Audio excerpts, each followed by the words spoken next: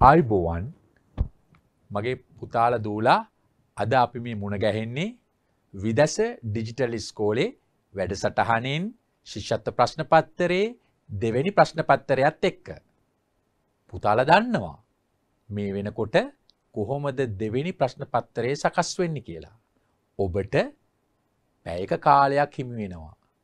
ඔබේ පරිසර විෂය, මව්බස විෂය, ගණිතය විෂය, ඒ වගේම ඉංග්‍රීසි සහ දෙමළ පුංචි වාක්‍ය කීපයක්, වචන කීපයකුත් ඔබේ ප්‍රශ්න පත්‍රයට එකතු වෙනවා.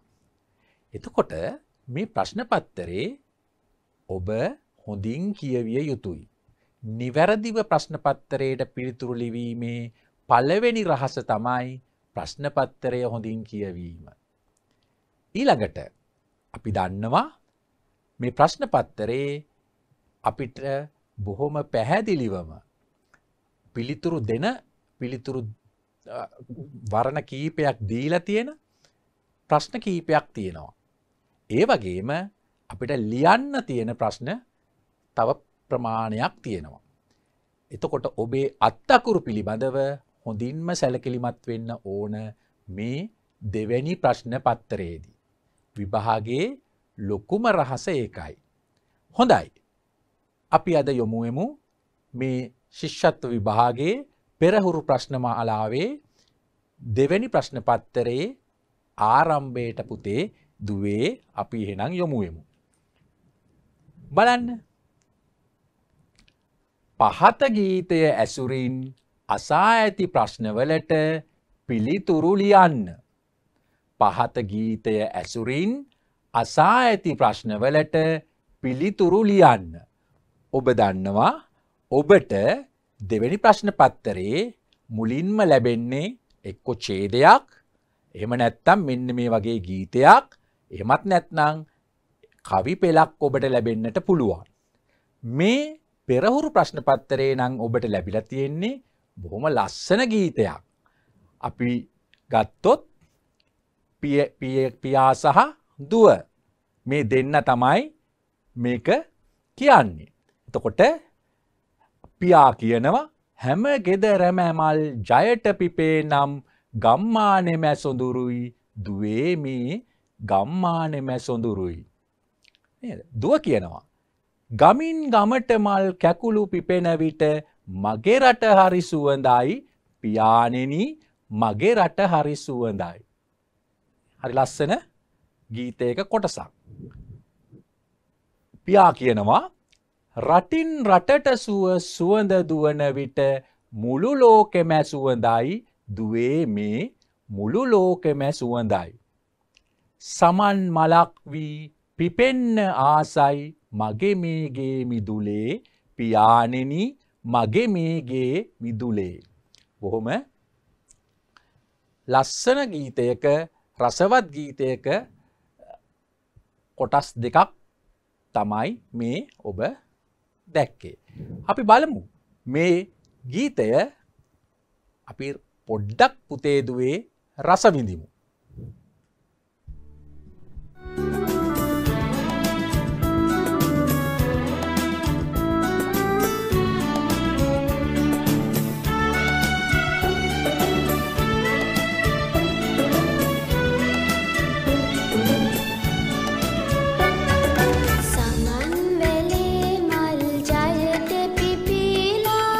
මුළු මිදුලම සුවඳයි අපේ මේ මුළු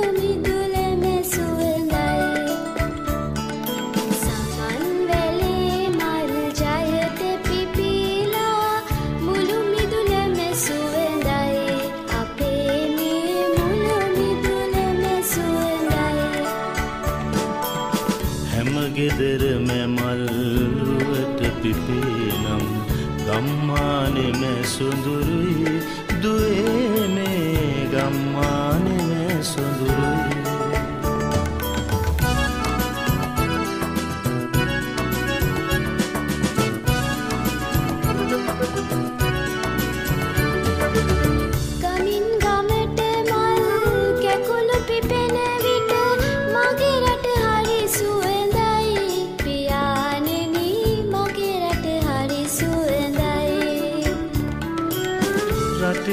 රටට සුවඳ දුවන විට මුළු ලෝකෙම සුවඳයි දුවේ මේ මුළු ලෝකෙම සුවඳයි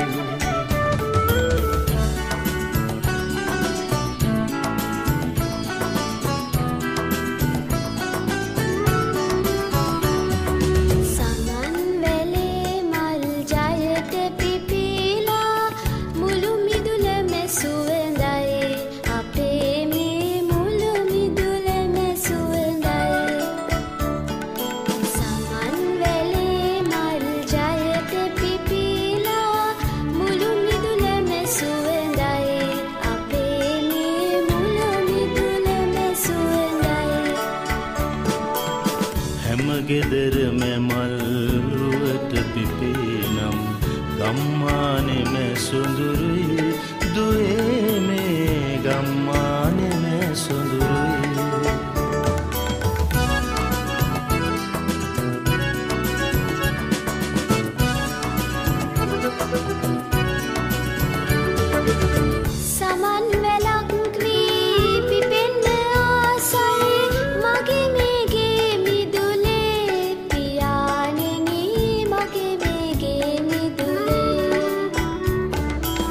සමන් මලක් මේ පිපෙන දුවේ ජීවිත මල් ගොමුවේ පරවි හැලුණත් මිනිස් මලේ පවතී සුවඳ ලොවේ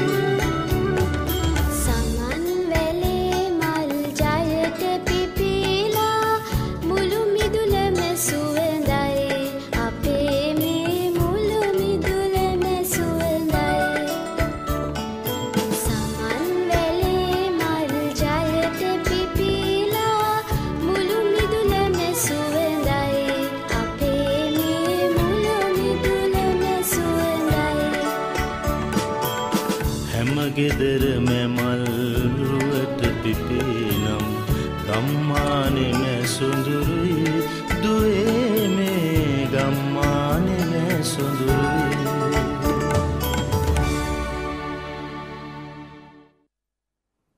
හොඳයි අපි පුතේ මේ ගීතයේ ඇසුරින් අපිට දීලා තියෙනවා ප්‍රශ්න ටිකක් ඊට ඉස්සෙල්ලා අපි කියන්න ඕන මේ ගීතය රචනා කළේ අරිසෙන් අහුබුදු ශූරීන් පුතාලා එක දන්නවා. හොඳයි. මේ ගීතය ඇසුරින් අසා ඇති ප්‍රශ්නවලට පිළිතුරු ලියන්න. පළවෙනි ප්‍රශ්නය හැම ගෙදරම මල් ජයට පිපේ නම් සිදුවන්නේ කුමක්ද? හැම ගෙදරම මල් ජයට පිපේ නම් සිදුවන්නේ කුමක්ද? මල් ජයට පිපෙනවා කියලා කියන්නේ මල් හොඳින් පිපෙනවා කියන එක. එහෙනම් මොකක්ද ලැබෙන පිළිතුර? මේකේ තියෙනවා හැම ගෙදරම මල් ජයට පිපේ නම් ගම්මානෙම සොඳුරුයි දුවේ මේ ගම්මානෙම සොඳුරුයි. එතකොට හැම ගෙදරකම මල් ජයට පිපෙනවා නම් මොකද්ද පුතේ සිදුවන්නේ? ගම්මානය සොඳුරු වීම. ගම්මානය සුන්දර වීම, ලස්සන වීම. එතකොට ඔබ ලියන්න ඕන ඔබේ නිවැරදි පිළිතුර වෙන්න ඕන ගම්මානය සොඳුරු වීම. අපි පළවෙනි ප්‍රශ්නය කතා කරා දෙවෙනි අණු කොටසට අපි යමු. ගමින් ගමට මල් කැකුළු පිපෙන විට යන්නෙහි ඇති විශේෂණ පදය කුමක්ද? ගමින් ගමට මල් කැකුළු පිපෙන විට යන්නෙහි ඇති විශේෂණ පදය කුමක්ද? මගේ ආදරණීය දූල පුතාලා දන්නවනේ විශේෂණ පදයක් හැම වෙලාවෙකම නාම පදයකට නැත්නම් ක්‍රියාපදයකට ඉස්සරහින් තමයි යෙදෙන්නේ. එහෙනම් මේකේ කැකුළු කියන පදයට ඉස්සරහින් යෙදෙනවා විශේෂණ පදය මොකද්ද? මල් කියන පදය. මෙතන මල් කියන පදය තමයි මේ ප්‍රශ්නයේ විශේෂණ පදය වෙන්නේ. හොඳයි. අපි යමු තුන්වෙනි ප්‍රශ්නයට. කැකුළු යන්නෙන් අදහස් කරන්නේ කුමක්ද? කැකුළු. කැකුළු කියන්නේ මොනවද? මොනවද පුතේ කැකුළු කියලා කියන්නේ? දැන් මෙතන යෙදෙනවා මේ ප්‍රශ්නේ අපිට කැකුළු යන්නෙන් අදහස් කරන්නේ කුමක්ද? කැකුළු කියලා කියන්නේ මොනවද? කැකුළු කියන්නේ පොහොට්ටු. අපි කියනවා මල් කැකුල. මල් පොහොට්ටුව කියන එක තමයි කැකුල කියලා කියන්නේ. එතකොට කැකුළු කියනකොට බහුවචනයක්. එහෙනම් අපිට යෙදෙන්න ඕන පදේ මොකද්ද? පොහොට්ටු. නිවැරදි පිළිතුර පොහොට්ටු. පොහොට්ටුව නෙවෙයි. පොහොට්ටුව වුණොත් ඒක වචන වෙනවා. එහෙනම් අපි යමු හතරවෙනි ප්‍රශ්නයට. මුළු ලෝකෙම සුවඳවත් වන්නේ කෙසේද? මුළු ලෝකෙම සුවඳවත් වන්නේ කෙසේද? කොහොමද පුතේ මුළු ලෝකෙම සුවඳවත් වන්නේ? කොහොමද? රටින් රටට සුවඳ දුවන විට මුළු ලෝකෙම සුවඳයි දුවේ මේ මුළු ලෝකෙම සුවඳයි. තාත්තා කියනවා දුවට. කොහොමද මුළු ලෝකෙම සුවඳවත් වෙන්නේ? රටින් රටට සුවඳ දුවන විට. කොහොමද මුළු ලෝකෙ සුවඳවත් වෙන්නේ? රටින් රටට සුවඳ දුවන විට. බලන්න පුතාලා මේ සුවඳ කියන පදය අනිවාර්යෙන්ම සංඥක දයන්නම වෙන්න ඕන. සංඥක දයන්න වෙන්න ඕන. එතකොට තාත්තා කියනවා, පියා කියනවා නේද? රටින් රටට සුවඳ දුවනකොට මුළු ලෝකෙම සුවඳවත් වෙනවා මගේ ආදරණීය දියණියනි නැත්නම් මගේ ආදරණීය දුවේ කියලා. හොඳයි. ආදරණීය දූල පුතාලා ප්‍රශ්න 4ක් දැන් අපි සාකච්ඡා කරා මේ ගීතය ඇසුරින්. අපි බලමු තව තියෙනවා. 5 වෙනි ප්‍රශ්නය. 5 වෙනි ප්‍රශ්නය. දුව පිපෙන්න ආසා කරන්නේ මොන මලක් ලෙසද? දුව පිපෙන්න ආසා කරන්නේ මොන මලක් ලෙසද?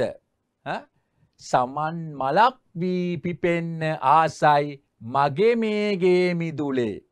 සමන් මලක් වී පිපෙන්න ආසයි මගේ මේගේ මිදුලේ. අන්න එතන තියෙනවා එහෙනම් මේකට උත්තරය. දුව පිපෙන්න ආස කරන්නේ අපි දන්නවා මොන මලක් ලෙසද? සමන් මලක් ලෙස. එතකොට සමන් මලක් වගේ පිපෙන්න තමයි මේ දුව ආස කරන්නේ, කැමති වෙන්නේ. අපි බලමු පුතේ 6 වෙනි ප්‍රශ්නය. පළවෙනි ප්‍රශ්නේ 6 වෙනි උපකොටස. මෙම ගීතේ අඩංගු වන්නේ පියෙක් හා දුවෙක් අතර. ඔබට කියනවා ඉහත හිස් තැනට සුදුසු වචනයක් ලියන්න. මේ පියා සහ දුව අතර මොකද්ද මගේ ආදරණීය දුවේ පුතේ යෙදුනේ? මොකද්ද යෙදුනේ? සංවාදයක්. දෙබසක් තමයි යෙදුනේ. සංවාදයක් තමයි මේ ගියේ.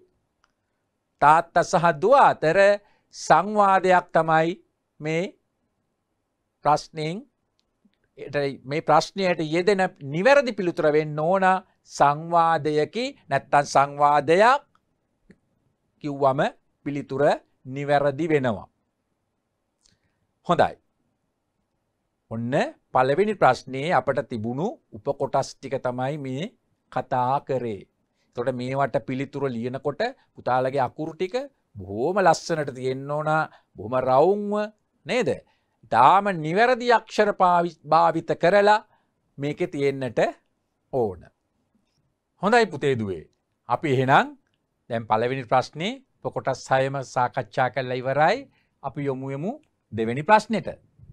සුදුසු විරාම ලක්ෂණ යොදන්න. සුදුසු විරාම ලක්ෂණ යොදන්න. මගේ දූල පුතාලා දන්නවා විරාම ලක්ෂණ මොනවද කියන එක. අපි දන්නවා තිත, ප්‍රශ්නාර්ථ ලකුණ, හර්ෂාදී ලකුණ, යුගල උඩුකොමා නේද? දැන් බලමු මේ කියපු විරාම ලක්ෂණ වලින් මෙන්න මේ කියන වාක්‍ය දෙක සම්පූර්ණ කරන්න. හොඳයි. පළවෙනි වාක්‍යය තියෙන්නේ ෂි මොන පව් වැඩක්ද මං කළේ. ෂි මොන පව් වැඩක්ද මං කළේ. එතන ෂි කියන තැන මොකද්ද යෙදෙන්නේ? එතනට යෙදෙනවා හර්ෂාදී ලකුණ. මොන පව් වැඩක්ද මං කළේ? ප්‍රශ්නාර්ථ ලකුණ. ප්‍රශ්නාර්ථ ලකුණ යොදන්නේ ප්‍රශ්නයක් අග. ප්‍රශ්නය අග තමයි ප්‍රශ්නාර්ථ ලකුණ යොදන්නේ. එහෙනම් ෂි මොන පව් වැඩක්ද මං කළේ? සමහර දූල පුතාලා වරද්ද ගන්නවා. සමහරු හිතාගෙන ඉන්නවා ප්‍රශ්නාර්ථ ලකුණ හැම වෙලාවෙම මේ දෙන්නේ දයන්නක් ළඟේ කියලා. ඉතින් දැන් මෙතන දයන්නක් තියෙනවනේ. හැබැයි අපි එතනට ප්‍රශ්නාර්ථ ලකුණ දාන්නේ නැහැ. ඇයි? ප්‍රශ්නාර්ථ ලකුණ දාන්නේ ප්‍රශ්නයක් අග. එහෙනම් මේ ප්‍රශ්නය අවසාන වෙන්නේ මෙතන. එහෙනම් මෙන්න මෙතනින් තමයි පුතේ ප්‍රශ්නාර්ථ ලකුණ යොදන්න ඕන. ඒක නිසා තේරුම් ගන්න හැම වෙලාවෙම මේ දයන්න ළඟ ප්‍රශ්නාර්ථ ලකුණ යෙදෙන්නේ නැහැ. ඔබ සැමට ජය වේවා. ඔබ සැමට ජය වේවා. මොකක්ද මේ? මේ ප්‍රාර්ථනාවක්. එතකොට ඔය හර්ෂාදී ලකුණට කිව්වා ප්‍රාර්ථනා ලකුණ කියලාත් අපි කියනවා. පැතුමක්. එහෙනම් ඔබ සැමට ජය වේවා ප්‍රාර්ථනයක් කරනවා නම් මෙන්න මේ ප්‍රාර්ථනා ලකුණ දානවා. හර්ෂාදී ලකුණ කිව්වත් ප්‍රාර්ථනා ලකුණ කිව්වත් ওই දෙකම එකයි. ඔය යෙදෙන තැන අනුව අපි බලන්න ඕන මේක කොහොමද යෙදෙන්නේ කියලා. හොඳයි. මෙන්න අපි විරාම ලක්ෂණ යෙදුවා. අපි යමු පුතේ තුන්වෙනි ප්‍රශ්නෙට. පහත වාක්‍ය සම්පූර්ණ කරන්න. හිස් තැන් දීලා තියෙනවා. දීලා තියෙන හිස් තැන ඔබ සම්පූර්ණ කරන්නට ඕන. සිංහල හෝඩියේ ඇති ස්වර අක්ෂර ගණන.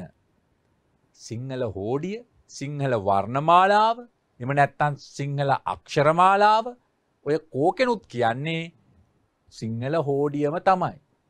එහෙනම් සිංහල හෝඩියේ අකුරු 60ක් තියෙනවා. අක්ෂරමාලාවේ අකුරු 60ක් තියෙනවා. මේ අකුරු 60න් මගේ ආදරණීය දුවේ පුතේ අකුරු 18ක්ම යෙදෙන්නේ මොනවද? ස්වර අකුරු. ස්වර අකුරු. සිංහල අක්ෂරමාලාවේ ස්වර අකුරු ගාන එහෙනම් 18ක් වෙනවා. 60න් 18 අඩු වුණාම 42යි. ඒ 42 මොනවද? ඒ 42 නම් ව්‍යංජනාක්ෂර වෙනවා. දැන් අපෙන් අහන්නේ ස්වරාක්ෂර ගණන කීයද කියන එක. එහෙනම් ඔබේ පිළිතුර 18 වෙන්නට ඕන. යමු දෙවෙනි ප්‍රශ්නෙට. රැකියාව. මෙහි රැක්ෂරයට යෙදී ඇති පිල්ලම. රැකියාව කියන වචනේ රයන්නට යෙදිලා තියෙන පිල්ලම, රැ අක්ෂරයට යෙදී ඇති පිල්ලම මොකක්ද කියලායි අහන්නේ. ඔව්. අපි දන්නවනේ රැ කිව්වම ඈ ශබ්දයේ යෙදෙන්නේ. ඈ ශබ්දේ නම් ඒක ඇද පිල්ලක් වෙනවා. මොන ඇද පිල්ලක්ද මෙතනදී යෙදෙන්නේ? මෙතනදී යෙදෙන්නේ මගේ ආදරණීය දුවේ පුතේ මොකක්ද? කෙටි ඇද පිල්ල. කෙටි ඇද පිල්ල. කෙටි ඇද පිල්ල තමයි ඔබේ පිළිතුර වෙන්නට ඕන. අපි දන්නවා ඇද පිල්ලක් නම් අනිවාර්යෙන්ම යෙදෙන්නට ඕන ශබ්දය ඈ ශබ්දය. ඒක අපි පොඩි කාලේ ඉඳලම කතා කරනවා. යමු අපි තුන්වෙනි ප්‍රශ්නෙට. කමත යන වචනය භාවිත වන්නේ මොන කර්මාන්තයද කියලායි අහන්නේ. පුතාලා මෙන්න මේකත් හොඳින් මතක තියාගන්න. කොයිම වෙලාවකවත් භාවිතා කියලා වචනයක් නැහැ. වචනය භාවිත. මොකක්ද වචනය? භාවිත. එහෙනම් කමත යන වචනය භාවිත වන්නේ. මොන කර්මාන්තයේද කියලායි අහන්නේ. අපි දන්නවා.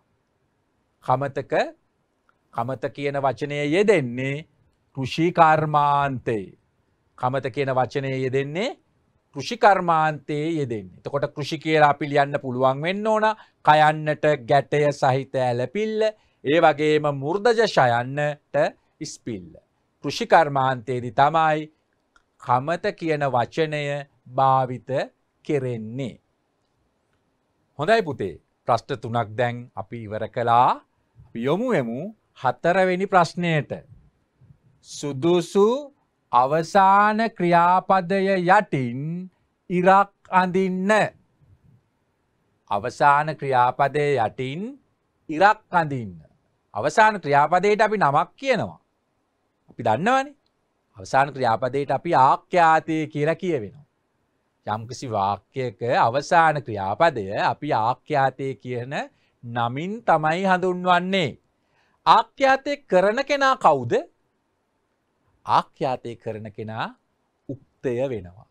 එතකොට මගේ දූල පුතාලා දන්නවා උක්තයට ගැළපෙන විදිහට ඕන ආඛ්‍යාතය නැත්නම් අවසාන ක්‍රියාව තියන්න. බලමු. මල් බිමට අපි දන්නවා මේකේ උක්තය වෙන්නේ මල්. මල් කියන පදය බොහොම පැහැදිලි අප්‍රාණවාචී පදයක්. මල් කියන පදය අප්‍රාණවාචී බහුවචන වුණත් අප්‍රාණවාචී නිසා මල් බිමට වැටෙයි. මල් බිමට වැටෙයි. ඇයි මල් බිමට වැටුනේ? මල් බිමට වැටෙයි උනේ මල් පන නැති අප්‍රාණවාචී පදයක් නිසා. බහුවචන වුණත් අප්‍රාණවාචී. එහෙනම් ආඛ්‍යාතය නැත්තං අවසාන ක්‍රියාව ඒක වචනයෙන් ඉවර වෙන්න ඕන වැටෙයි කියලා. යොමුයමු දෙවෙනි ගැටලුව. ශිෂ්‍යයෝ පාසල ඇරී නිවසට. ශිෂ්‍යයෝ පාසල ඇරී නිවසට. උක්තය වෙන්නේ මොකක්ද? මේ වාක්‍යයේ උක්තය වෙන්නේ ශිෂ්‍යයෝ. ශිෂ්‍යයෝ කියන පදය උක්ත වෙලා. කොහොමද ශිෂ්‍යයෝ කියන පදය? මොන වගේ පදයක්ද? ශිෂ්‍යයෝ කියන පදය ප්‍රාණවාචී පදයක්. බහුවචනයි. ප්‍රාණවාචී බහුවචන පදයක් උක්තය විදිහට යෙදිලා තියෙනවා නම් පුතේ අනිවාර්යෙන්ම ආඛ්‍යාතය නැත්තං අවසාන ක්‍රියාව බහුවචනයෙන්ම ඉවර වෙන්න ඕන. බහුවචනයෙන්ම ඉවර වෙන්නට ඕන. කොහොම වෙලාවකදීද? ප්‍රාණවාචී බහුවචන පදයක් උක්තය විදිහට යෙදුණා නම් ආඛ්‍යාතය එහෙම නැත්නම් අවසාන ක්‍රියාව බහුවචනයෙන් ඉවර වෙන්නට ඕන. තුන්වෙනි ගැටලුවට ගියොත් අරුණි සහ ඇගේ මල්ලි. අරුණි සහ ඇගේ මල්ලි මේ දෙන්නම ක්‍රියාවේ යෙදෙනවා. එහෙනම් මේ දෙකම බහුවචන පද විදිහටයි සැලකෙන්නේ. අරුණි සහ ඇගේ මල්ලි එකම පාසලේ ඉගෙන ගනිති. අරුණි නම් ඉගෙන ගනී. මල්ලි නම් ඉගෙන ගනී. හැබැයි අරුණි සහ මල්ලි වුණොත් බහුවචන පදයක් වෙනවා එතන. එහෙනම් අරුණි සහ ඇගේ මල්ලි එකම පාසලේ ඉගෙන ගනිති. මේ වගේ අවස්ථාවකදී පුතාලා හොඳින්ම තේරුම් ගන්න ඕන ප්‍රශ්නේ ක්‍රියාපදය යටින් ඉරක් අඳින්න. එහෙනම් පුතේ හොඳින් මතක තියාගන්න ඔබ අනිවාර්යෙන්ම ඉරම අඳින්න ඕන. කිසිම වෙලාවක පිළිතුර ලියන්න බෑ. ඉර අඳින්න කිව්වනම් ඉර අඳින්න ඕන. ලියන්න කිව්වනම් ලියන්න ඕන. එහෙම ඉර අඳින්න කියපු වෙලාවක ලියලා ඉර ඇඳලා තිබුණොත් පිළිතුර වැරදිනවා. එහෙනම් අපි දන්නවා සුදුසු ක්‍රියාපදය යටින් ඉරක් අඳින්න නම් ඔබ ඉර පමණක් ඇඳිය යුතුයි. මේ උපදේශ හරි වැදගත්. අපි යමු පුතේ පස්වෙනි ප්‍රශ්නෙට. පහත ප්‍රකාශය නිවැරදි නම් හරි ලකුණද වැරදි නම් වැරදි ලකුණද යොදන්න. නිවැරදි නම් හරි ලකුණද වැරදි නම් වැරදි ලකුණද යොදන්න. මොකද්ද කියන්නේ? හරි නම් හරි දාන්න කියනවා වැරදි නම් වැරදි දාන්න කියනවා. බොහොම පහසුයි. පළවෙනි ප්‍රශ්නේ කියනවා ඖෂධ යන වචනය ලියා ඇති ආකාරය නිවැරදිය. ප්‍රකාශය කියනවා මේ විදිහට ඖෂධ කියලා ලිව්වම ඒක නිවැරදි කියලා. එතකොට මගේ දූලා පුතාලා මොකද හිතන්නේ? මේ විදිහට ඖෂධ කියලා ලිව්වොත් හරිද? නෑ. කොයිම වෙලාවකවත් ඖෂධ කියලා ලියනකොට මේ කොම්බුවක් යෙදෙන්නේ නෑ. කොම්බුවක් යෙදුනොත් ඒක වැරදි. එහෙනම් මේ ප්‍රකාශය නිවැරදි කියන ප්‍රකාශය වැරදි. මොකද ඖෂධ කියනකොට කොම්බුවක් යෙදෙන්නේ නෑ. අපි නිකම්ම ඔතන ඔයන්න ලියලා ගයනු කිත්ත දාන්න. ඖෂධ. හොඳයි. අපි දෙවැනි ප්‍රශ්නයට යොමුවෙමු. කුරුල්ලෝ යන ප්‍රාණවාචී බහුවචන නාම පදයකි. කුරුල්ලෝ යනු ප්‍රාණවාචී බහුවචන නාම පදයකි. ප්‍රාණවාචී කියන්නේ පණ තියෙනවා කියන එක. බහුවචනයි කියලා කියන්නේ එකකට වඩා වැඩි දෙයක් ගැන පිරිසක් ගැන කියවෙනවා කියන එක. අපි දන්නවනේ කුරුල්ලෝ කියන පදය බහුවචනයි කුරුල්ලන්ට පණ තියෙනවා. පණ තියෙන බහුවචනයක්. ඊටාම නිවැරදි. එහෙනම් මේ ප්‍රකාශය හරි. මේ ප්‍රකාශය හරි. තුන්වෙනි ප්‍රශ්නයට අපි යමු. කැලෑව යනු වනයට සමාන පදයකි. කැලෑව යනු වනයට සමාන පදයකි. කැලෑව කියන්නේ වනය තමයි. හැබැයි මෙන්න මේ නයන්න නෙමෙයි. මේ නයන්න යෙදලා තිබුණොත් ඔය වනය තුවාලයක් වෙනවා. ඔය වනය මුර්ධජ නයන්න යෙදෙන වනය කියලා කියන්නේ තුවාලය. නැත්තම් දදය කියන තේරුම. දන්තජ නයන්න මෙතන යෙදුණා නම් තමයි පුතේ කැලෑවට සමාන පදයක් වෙන්නේ. කැලෑවට සමාන පදයක් වෙන්න නම් මේ වනය දන්තජ නයන්න යෙදෙන වනය වෙන්න ඕන. මුර්ධජ නයන්න යෙදෙන වනයක් වුණොත් ඒක කැලෑවට සමාන වෙන්නේ නෑ. එහෙනම් පිළිතුර වැරදි. ඔබ ලියදිය යුත්තේ වැරදි ලකුණ. හොඳයි පුතේ දුවේ අපි යොමුවෙමු 6 වෙනි ප්‍රශ්නෙට. පහත වැකිවල ඉරියැඳි පදයට සමාන අදහසක් ඇති පිළිතුර තෝරා යටින් ඉරක් අඳින්න. මේ වාක්‍යවල ඉරියැඳි පදයක් තියෙනවා. ඒකට සමාන අදහසක් තියෙන පිළිතුර තෝරලා යටින් ඉරක් අඳින්න තමයි අපිට කියලා තියෙන්නේ. ඒ නිසා අපි හොඳින්ම මේ උපදේශය තේරුම් අරගන්න ඕන.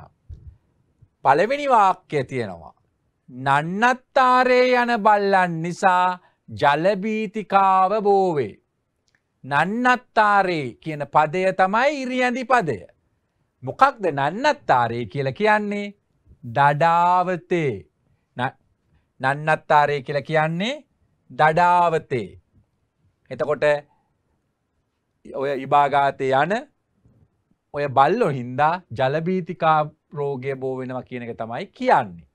එහෙනම් නන්නත්තාරේ කියන පදයට සමාන අදහසක් දෙනවා දඩාවතේ කියන පදය. දෙවෙනි එක නංගි අම්මාට යමක් මුමුණමින් සිටියාය. ඉරියැඳි පදය මුමුණමින්. මොකක්ද මේ මුමුණමින් කියලා කියන්නේ? හෙමිහිට කියමින්. හෙමිහිට කියමින් මුමුණනවා නේද? හෙමින් කියනවා Tamanට විතරක් ඇහෙන්න, හිමින් කියනවා මුමුණනවා අම්මට ඇහෙන්න. හොඳයි. අපි යොමුවෙමු 7 වෙනි ප්‍රශ්නයට. පහත දැක්වෙන වචන ගලපා වාක්‍ය ලියන්න. පහත දැක්වෙන වචන ගලපා වාක්‍ය ලියන්න. පළවෙනි එකේ තියෙනවා වචන 1 2 3 4ක් තියෙනවා. මේ හතරෙන් පුතේ අපි තේරුම් ගන්න ඕන ඉස්සෙල්ලාම යෙදෙන වචනය මොකක්ද කියන එක ලකුණු කරගන්න. මේකේ තියෙනවා කැමැත්තෙමු ගම්වලට අපි යාමට. එහෙනම් මේක ඉස්සෙල්ලාම ලියවෙන්න ඕන අපි කියන වචනය. අපි කියන පදය. අපි ගම්වලට ඒක අංක 2. යාමට ඒක අංක 3. අවසාන වශයෙන් කැමැත්තෙමු. අපි ගම්වලට යාමට කැමැත්තෙමු. එහෙනම් මේ පිළිවෙලට තමයි ඔබ මේ යටින් ලියන්නට ඕන. මොකක්ද පිළිවෙල? අපි ගම්වලට යාමට කැමැත්තෙමු. එහෙනම් මෙන්න මේ විදිහට ඔබ මේක ලියන්නට ඕන ප්‍රශ්න පත්තරේ. අපි ගම්වලට යාමට කැමැත්තෙමු. දැන් බලන්න. අපි උඩින් මේ වගේ එන වචන යෙදෙන අංක සටහන් කර ගැනීම ඉතාම පහසු වෙනවා මේ වගේ ප්‍රශ්නයකදී. දෙවෙනි එක මොකක්ද? බලමු. අතේ පුතාගේ ඇඟිලි මගේ කීයද? කොහොමද යෙදෙන්නේ? මගේ කියන එක අංක 1. පුතාගේ මගේ පුතාගේ අතේ ඇඟිලි කීයද? ඔන්න මම සටහන් කරගත්තා.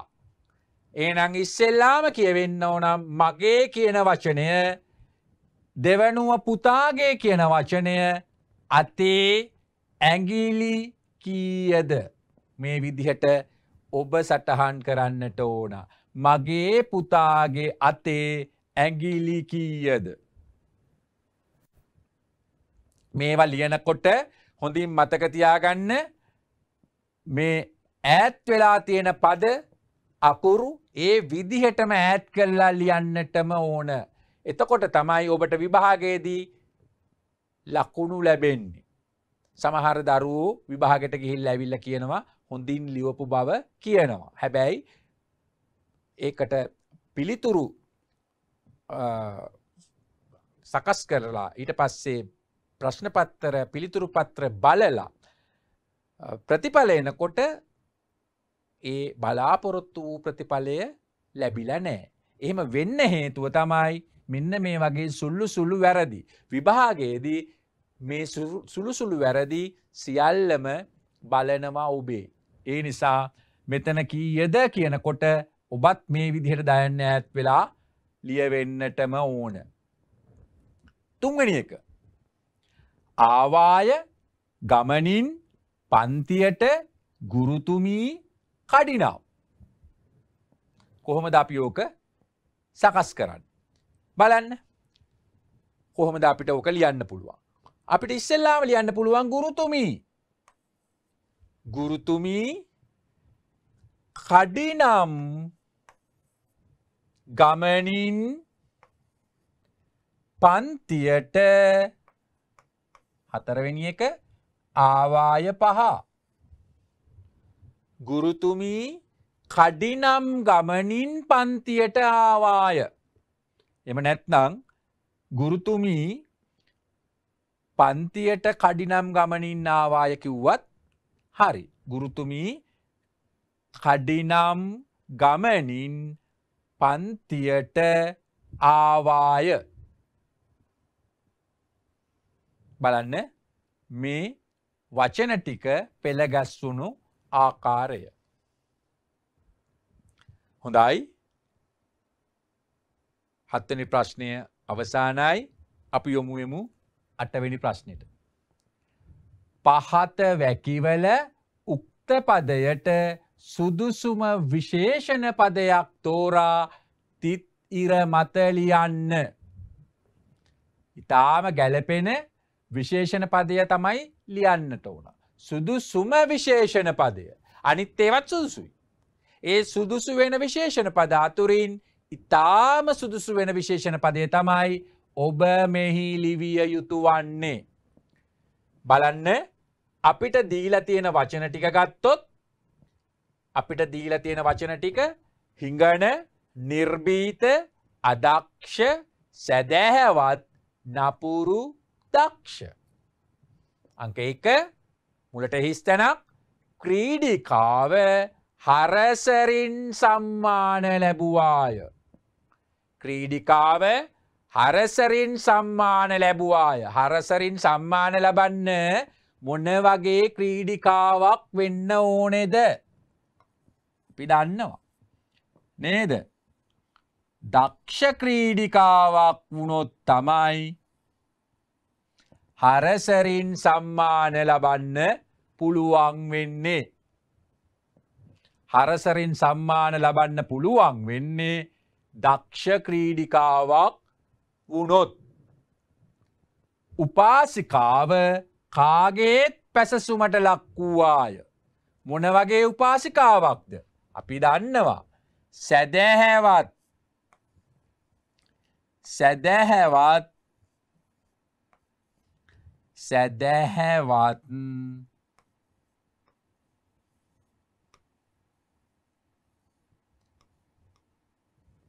උපාසිකාව කාගේත් පැසසුමට ලක් වූවාය. පැසසුමට කියන්නේ ප්‍රශංසාවට. පැසසුමට කියලා කියන්නේ ප්‍රශංසාවට.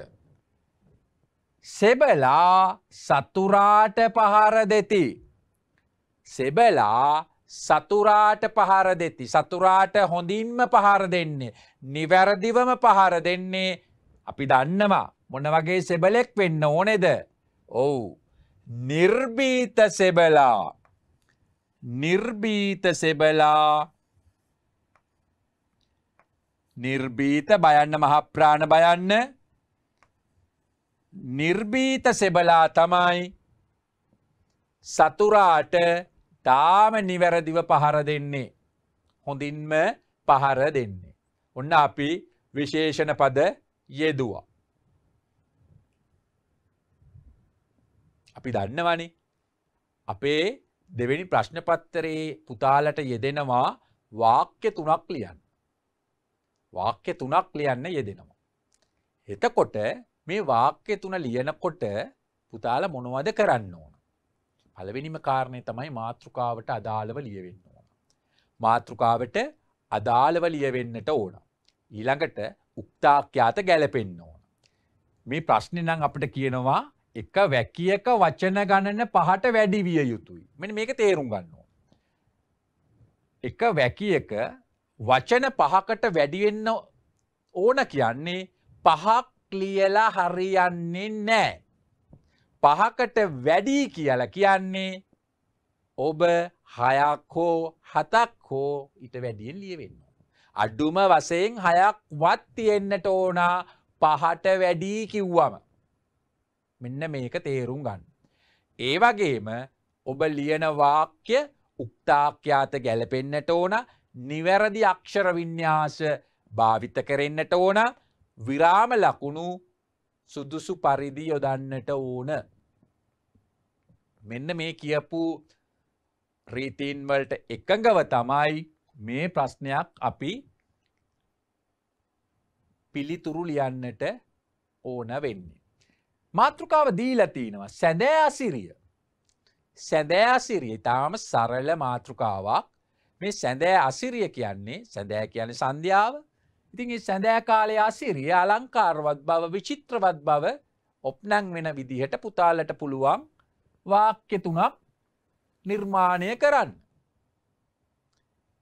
මම එක වාක්‍යයක් නිර්මාණය කරන්නම්කෝ. අපි ගත්තොත් අපි දන්නවනේ සන්ධ්‍යා කාලේ හවස අපේ සූර්යයා ටික අපෙන් නොපෙනී යන්න බලන වෙලාව.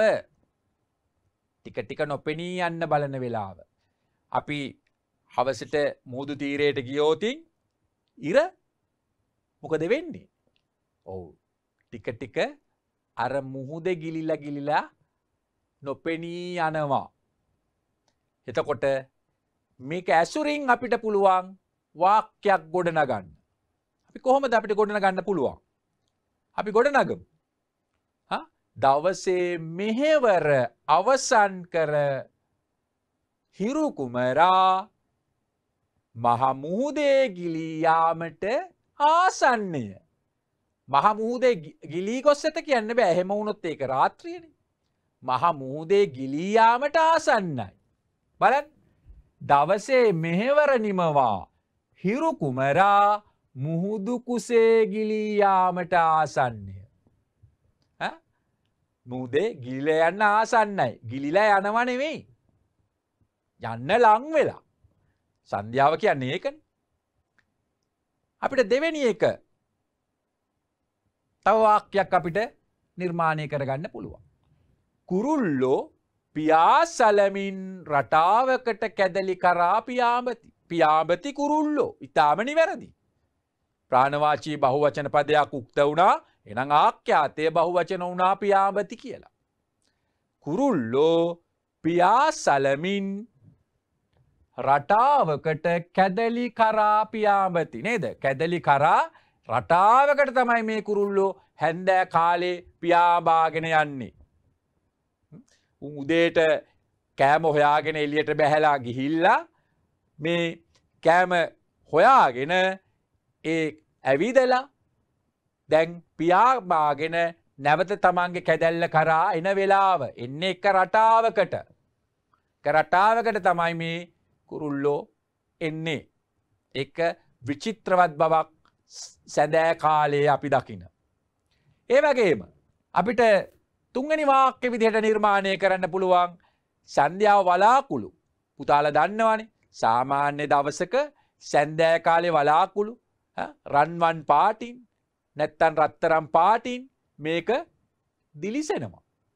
මේ රන්වන් වලාකුළු කැටි ගැහිලා අහස පුරා පාවෙනකොට බොහොම ලස්සන චිත්‍රයක් සිතට නැගෙනවා. අපි තුන්වෙනි වාක්‍ය විදිහට එහෙනම් ගත්තොත් සැඳෑ අහසේ රන්වන් වලාකුළු කැටි ගැසී පාවෙයි. සැඳෑ අහසේ රන්වන් වලාකුළු කැටි ගැසී පාවේ. කැටියක් වගේ එකතු වෙලා තැන තැන පාවෙනවා සන්ධ්‍යා අහසේ.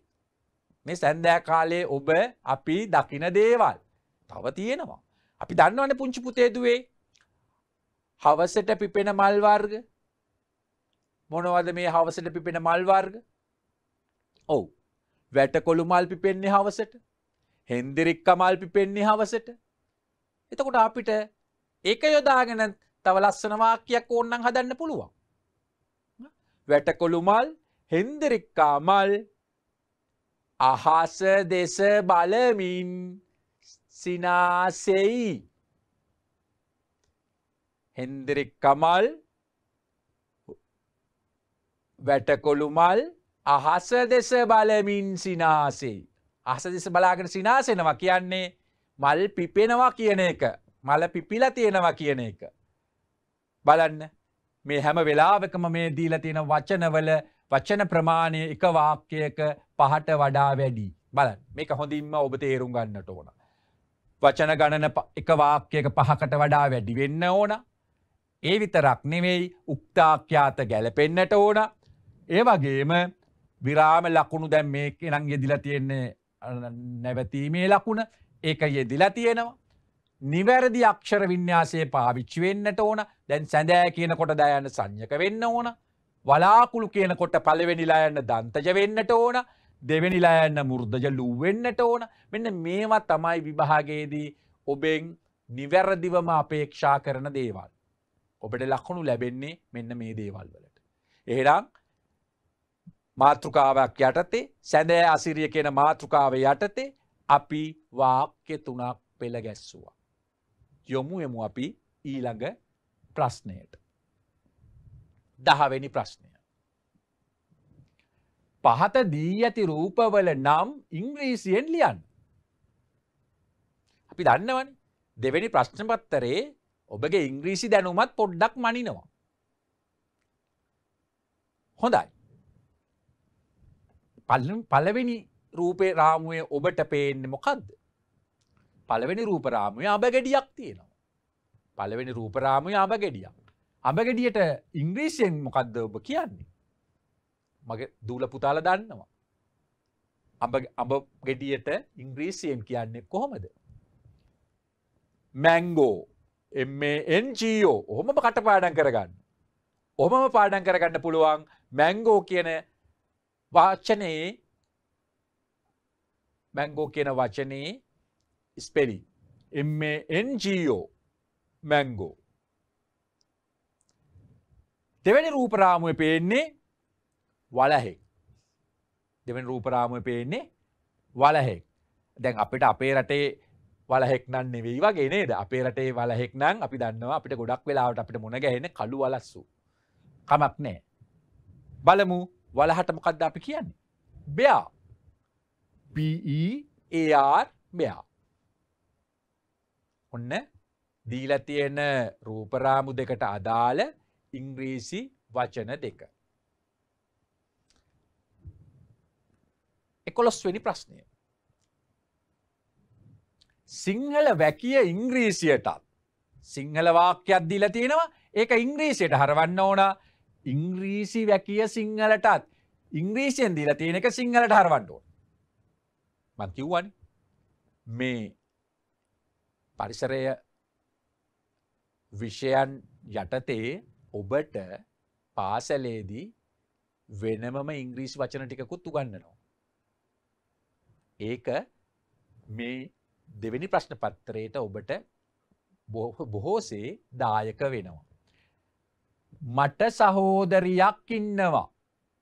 කොහොමද මේක ඉංග්‍රීසියෙන් කියන්නේ? මට සහෝදරියක් ඉන්නවා. I have a sister. I have a sister. I have have a sister. Spelling මතක තියාගන්න ඕනේ. SISTER. sister. I have a sister. මට සහෝදරියක් ඉන්නවා. May I come in? May I come in? මම ඇතුළට එන්නද? මම ඇතුළට එන්නද? ඇතුළට කියන වචනය අනිවාර්යෙන්ම මුර්තජලා යන්න වෙන්නට ඕන. මම ඇතුළට එන්නද? 12 වෙනි ප්‍රශ්නය. පහත දෙමළ වචන සිංහලටත් සිංහල වගන්තිය දෙමළ බසටත් හරවන්න. පහත දෙමළ වචන සිංහලටත් සිංහල වගන්තිය දෙමළ බසටත් හරවන්න. දෙවෙනි ප්‍රශ්න පත්තරේදී ඉංග්‍රීසි දැනුම විතරක් නෙමෙයි ඔබේ දෙමළ දැනුමත් පොඩ්ඩක් මනිනවා. පුහෙයිරද නිලයම්. මොකද්ද පුහෙයිරද නිලයම්? දුම්රිය නැවතුම් පොළ. දුම්රිය නැවතුම් පොළ. දුම්රිය ස්ථානය කියන එක ඔය. දුම්රිය නැවතුම් පොළ. පුහෙයිරද නිලය. මට කිරිබත් ඕන. ඒක සිංහලෙන් දීලා තියෙන්නේ. ඒක අපි දෙමළට හරවන්නට ඕන. මට කිරිබත් ඕන. මට කියන්නේ නැක්කු. කිරිබත් වලට අපි දන්නවා දෙමළෙන් කියන්නේ පාට්සෝරු. එනක්කු පාට්සෝරු වේන්ඩුම්. එනක්කු පාට්සෝරු වේන්ඩුම්. අපි බලමු 13 වෙනි ප්‍රශ්නය. දැන් මෙතන ඉඳලා ප්‍රශ්න 10ක් නැත්නම් 15ක් අතර ප්‍රමාණයක් ඔබට ගණිතමය දැනුම බලන අවස්ථාව.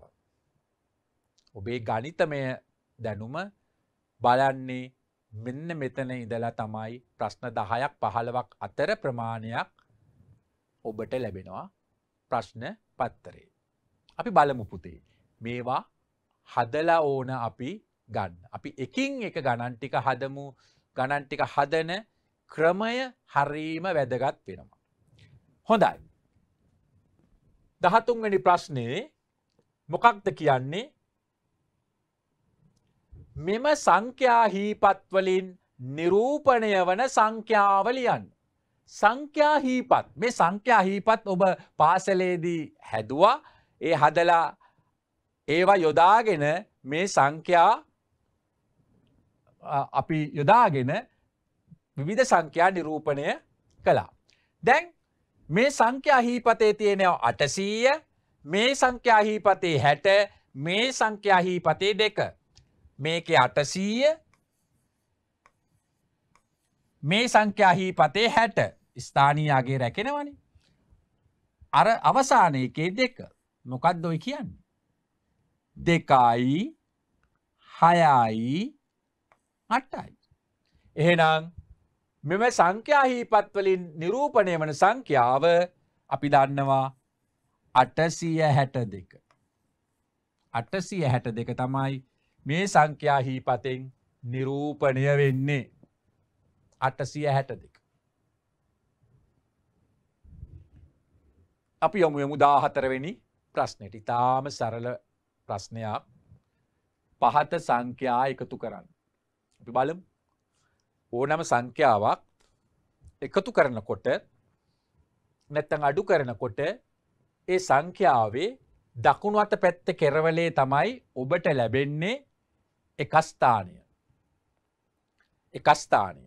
එහෙනම් අපි බලමු ඉස්සෙල්ලා ඔබ එකතු කළ යුතු වන්නේ මේ තියෙන සංඛ්‍යාවේ එක ස්ථාන එකතු කරන්නට ඕන. පළමුව. මෙතන එක ස්ථානයේ 9යි, මෙතන එක ස්ථානය 5යි. 9යි 5යි එකතු වුණාම 9යි 5යි 14යි. 14න් එක ස්ථානයේ යොදන්නේ 4. ඉතිරි වෙන එක යනවා 10 ස්ථානය උඩට. දැන් ඒ එකයි මේ බිඳුවයි එකයි 1යි 7යි 8යි 4යි 3යි 7යි 2යි 3යි 5යි. මෙන්න ඔබට පිළිතුර ලැබුණා 5784යි. 5784යි. 15 වෙනි ප්‍රශ්නය.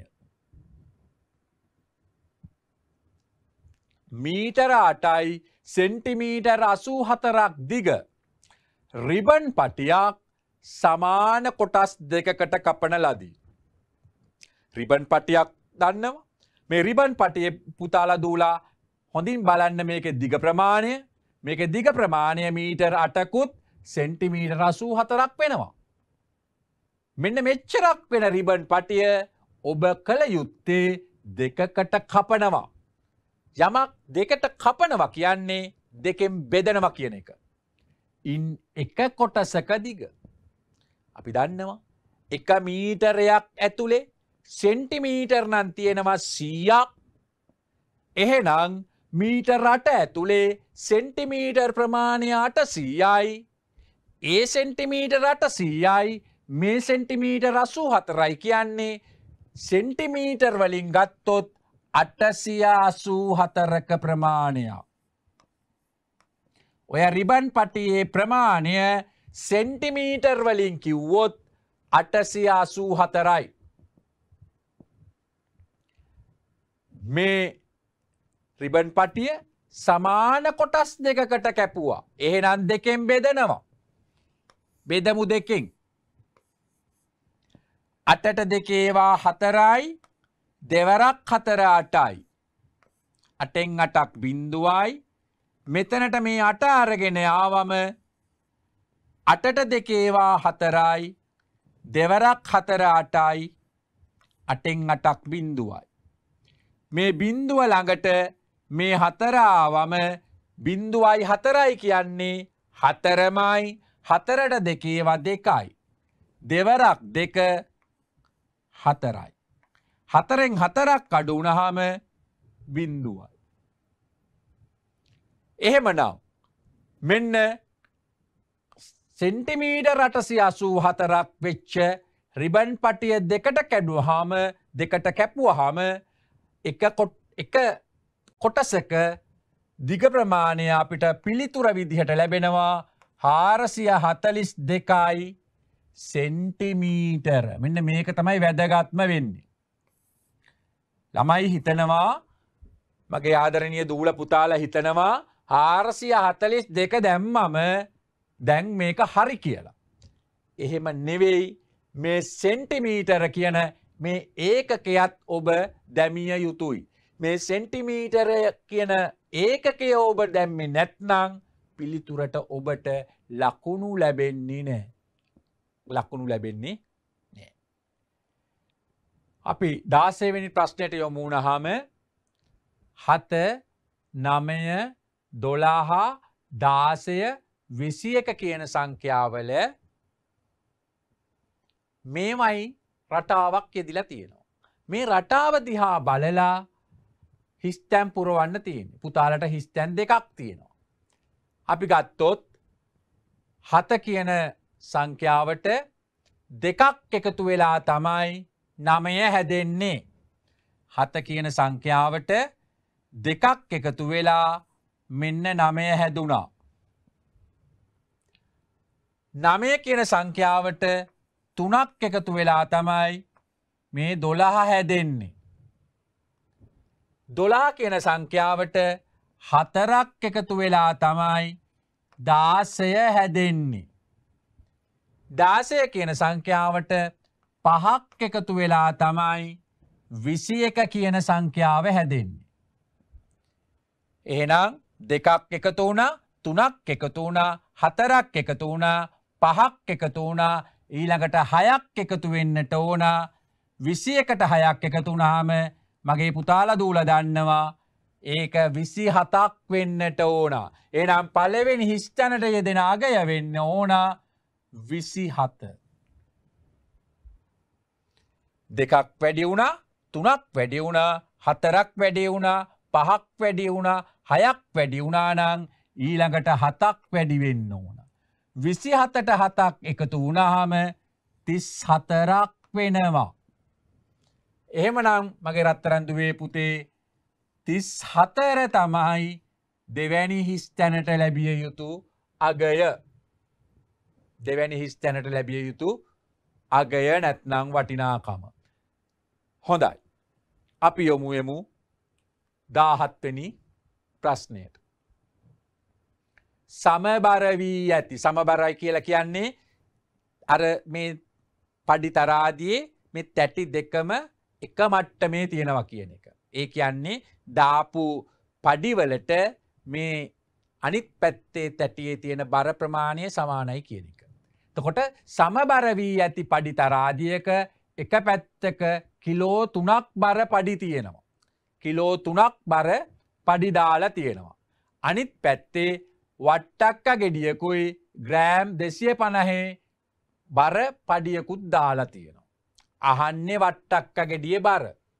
දැන් තරාදිය ගත්තොත් මේ තරාදියේ අපි ගත්තොත් එක පැත්තකට කිලෝ 3ක පඩි දාලා තියෙනවා.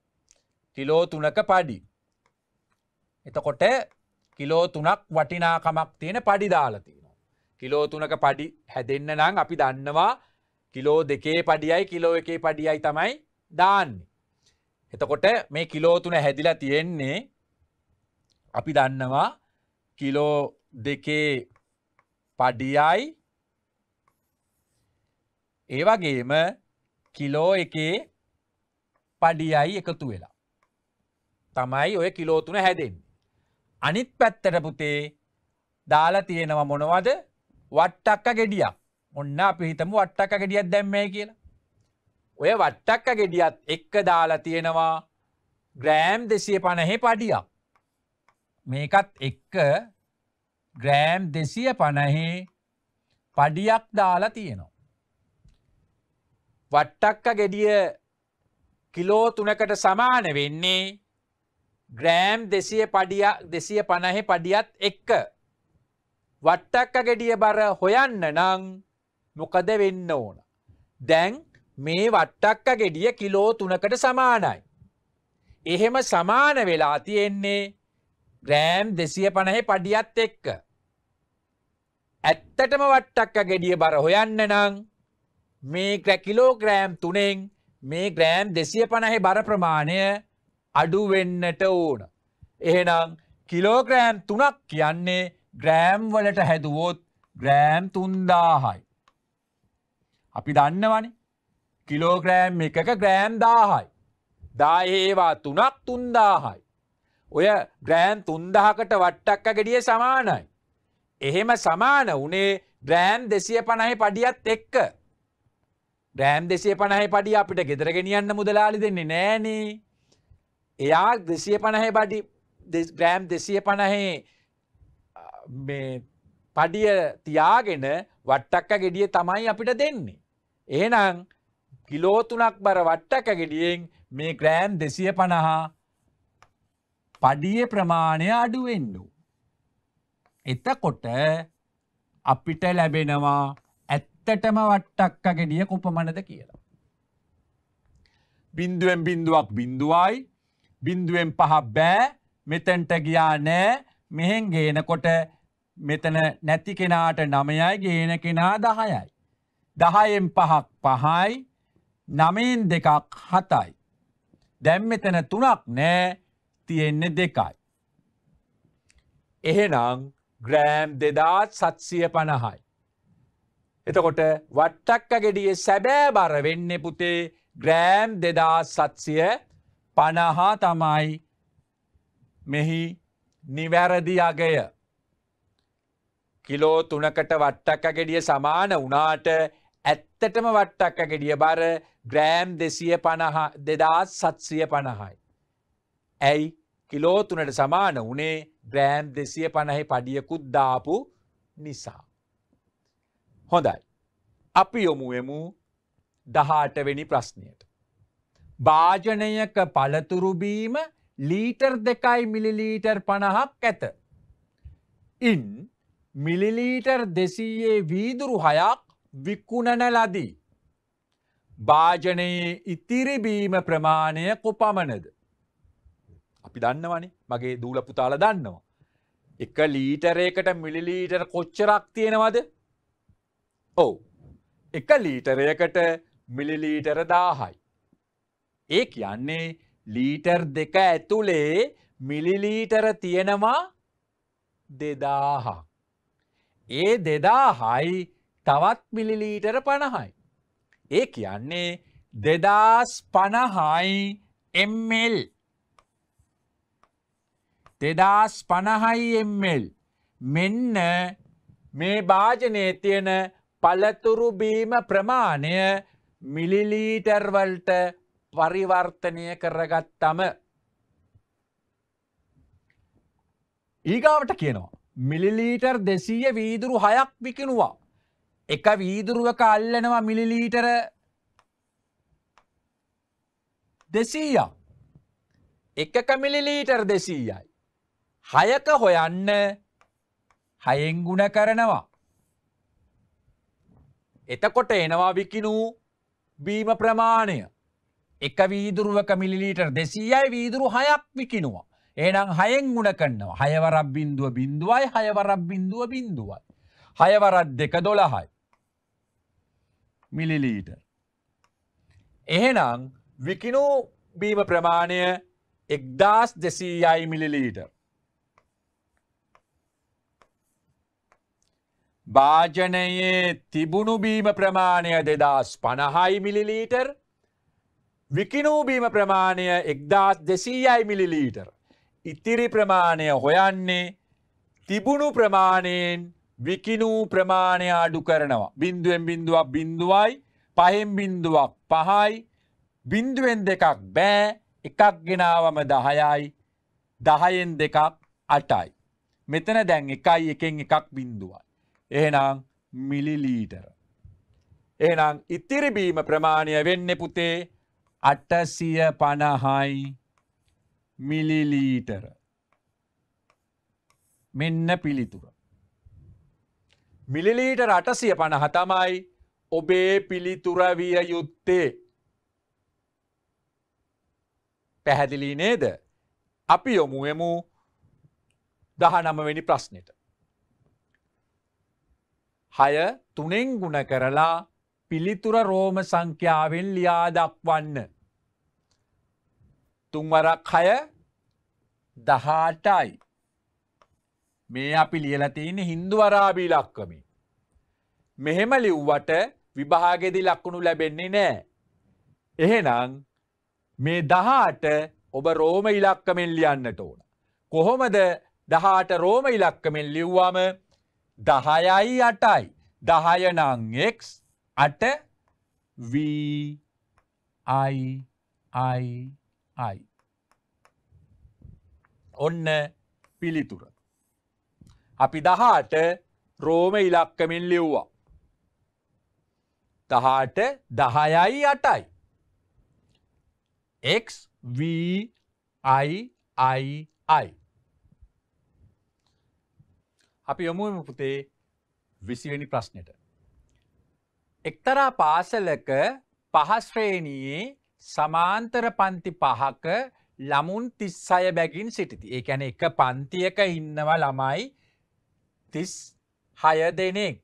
එක පන්තියක ළමයි 36 දෙනෙක් ඉන්නවා. ඒ වගේ පන්ති 5ක් තියෙනවා. එකක 36යි. ඒ වගේ පන්ති 5ක් කියන්නේ 5න් ගුණ වෙනවා. එතකොට ඔබට ලැබෙනවා මුළු ශිෂ්‍ය සංඛ්‍යාව නැත්නම් මුළු ළමයි ගණන. ගුණ කරලා බලමු. 5 වරක් 6 30යි 30න් බිඳුවයි. ඉතිරි වෙනවා 3ක්. 5 වරක් 3 15යි 15යි 3යි 18යි. එහෙනම් සමාන්තර ශ්‍රේණියේ සිටින මුළු ශිෂ්‍ය සංඛ්‍යාව 180යි. එකක 36යි ඒ වගේ 5යි. එකක 36යි ඒ වගේ 5යි කියන්නේ 36 5න් ගුණ කරාම ඔබට පිළිතුර ලැබෙනවා 180යි. හොඳයි. අපි 21 වෙනි ප්‍රශ්නයට යමු. මේ රූපයෙන් 4න් එකක් පාට කරන්න. මේ රූපේ පුතේ ඔක්කොම කොටු තියෙනවා 12. මේ පැත්තට 4යි, මැද පේලිය 4යි, යටම පේලිය 4යි. 4 ඒවා 3යි කියන්නේ 12යි. එහෙනම් මේ රූපේ තියෙනවා කොටු 12ක්. මේ කොටු 12 අපි ගත්තොත් මේ කොටු 12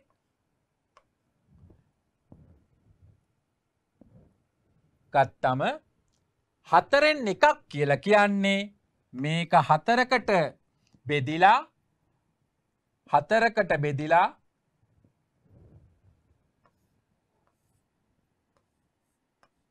එක කොටසක්.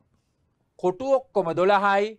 ඒක 4ෙන් බෙදුවම අපිට එනවා 4න් එකක් කියන්නේ කොච්චරක්ද කියන එක.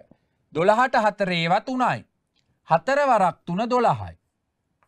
12න් 12ක් බිඳුවයි. එතකොට 4න් එකක් කියන්නේ 12න් නම් පුතේ කොටු 3ක්. 4න් එකක් කියලා කියන්නේ 12කින් නම් කොටු 3ක් පාට වෙන්නට ඕන. එහෙනම් කොටු 12ක් තියෙන තැනකින් 4න් එකක් කියලා කියන්නේ කොටු 3යි. බලන්න අපි මේ කොටු 3 පාට කළ යුතු වෙනවා. බලන්න මේක අපි පාට කරන විදිහ. ඔබට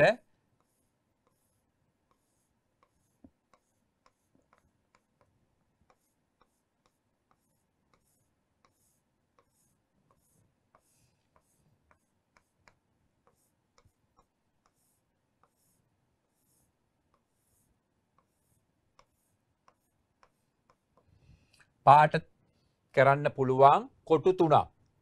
12ක් තියෙන තැනකින් 4න් එකක් කියලා කියන්නේ කොටු 3ක් වෙනවා. හොඳයි. 22 වෙනි ප්‍රශ්නයට අපි යොමු වෙමු. පහත මාසවලට අයත් දින ගණන ලියා දක්වන්න. එතකොට මේ දින ගණන ලියා දක්වන්න කියනකොට ඒක ලියන්නට ඕන. සැප්තැම්බර් මාසයේ දින ගණන කීයද? ජූලි මාසයේ දින ගණන කීයද? අපි දන්නවනේ. අපි ගත්තම ජනවාරි මාසෙට ගත්තොත් දින 31යි. එතකොට ජූලි අගෝස්තු ගත්තොත් ඒත් දින 31 ගානේ යෙදෙනවා. මොකද එක ළඟ යෙදෙන දින 31 බැගින් යෙදෙන්නේ ජූලි අගෝස්තු මාසවලට.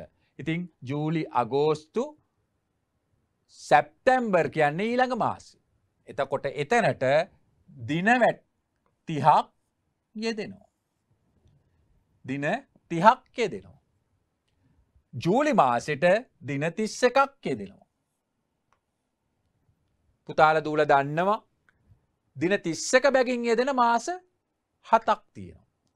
ජනවාරි මාසේ, දෙසැම්බර් මාසේ. පටන් ගන්න මාසයයි ඉවර වෙන මාසයයි දින 31 යෙදෙනවා. ජූලි අගෝස්තු වලත් දින 31 යෙදෙනවා. එක ළඟ දින 31 බැගින් යෙදෙන මාස වෙන්නේ ජූලි අගෝස්තු. ඊළඟට මාර්තු මාසේ දින 31යි. මැයි මාසේ දින 31යි.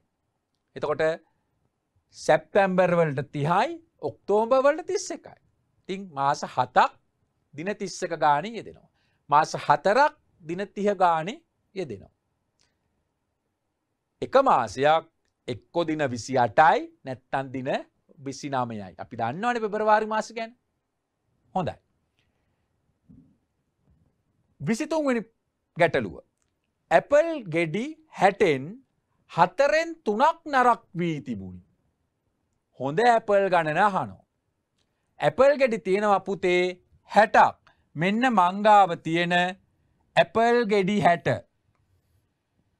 මංගාව තියෙන ඇපල් ගෙඩි 60 තමයි මම මේ ඇඳලා තියෙන්නේ. මේ කොටුව ඇතුලේ තමයි මගේ ඇපල් ගෙඩි 60 තියෙන්නේ. ඒකෙන් 4න් 3ක්. ඒ කියන්නේ මේ ඇපල් ගෙඩි 64කට බෙදෙනවා. එහෙනම් මම මේ සංඛ්‍යාවත් 4ට බෙදුවා. 6ට 4 ඒවා 1යි, 4 වරක් 1 4යි. 6න් 4ක් අඩු වුණාම 2යි. 2 ළඟට බිංදුව ආවම තව දුරටත් එක බිංදුව නෙමෙයි පුතේ දුවේ 20. 20 4ෙන් බෙදුවම 5යි. 4 වරක් 5 20යි.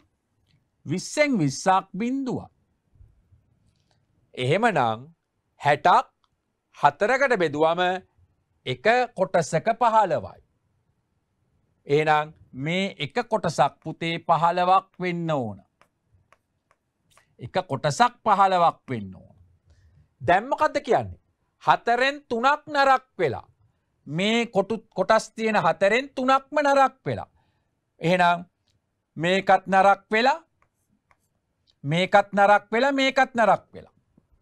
එහෙනම් හොඳ ඇපල් ගෙඩි ගණන තියෙන්නේ මෙන්න මේකේ. කීයද හොඳ ඇපල් ගෙඩි ගණන? පිළිතුර වෙන්න ඕන 15. 4න් 3ක් නරක් වුණා නම් ගෙඩි 60කින් හොඳ ඇපල් ගෙඩි ගාන මේ ඉතිරි වෙන 15. 24 වෙනි ප්‍රශ්නය. මෝටර් රථයක් ගමන් කර ඇති දුර ප්‍රමාණය කිලෝමීටර 11,098ක් කියලා මීටරේ සටහන් වුණා. රථය තව කිලෝමීටර් 12ක් ගමන් කළ විට මීටරේ පෙන්වන අගය. දැනට මේකේ මීටරේ පෙන්නනවා මේක ගිහිල්ලා තියෙනවා කිලෝමීටර 11,098ක්.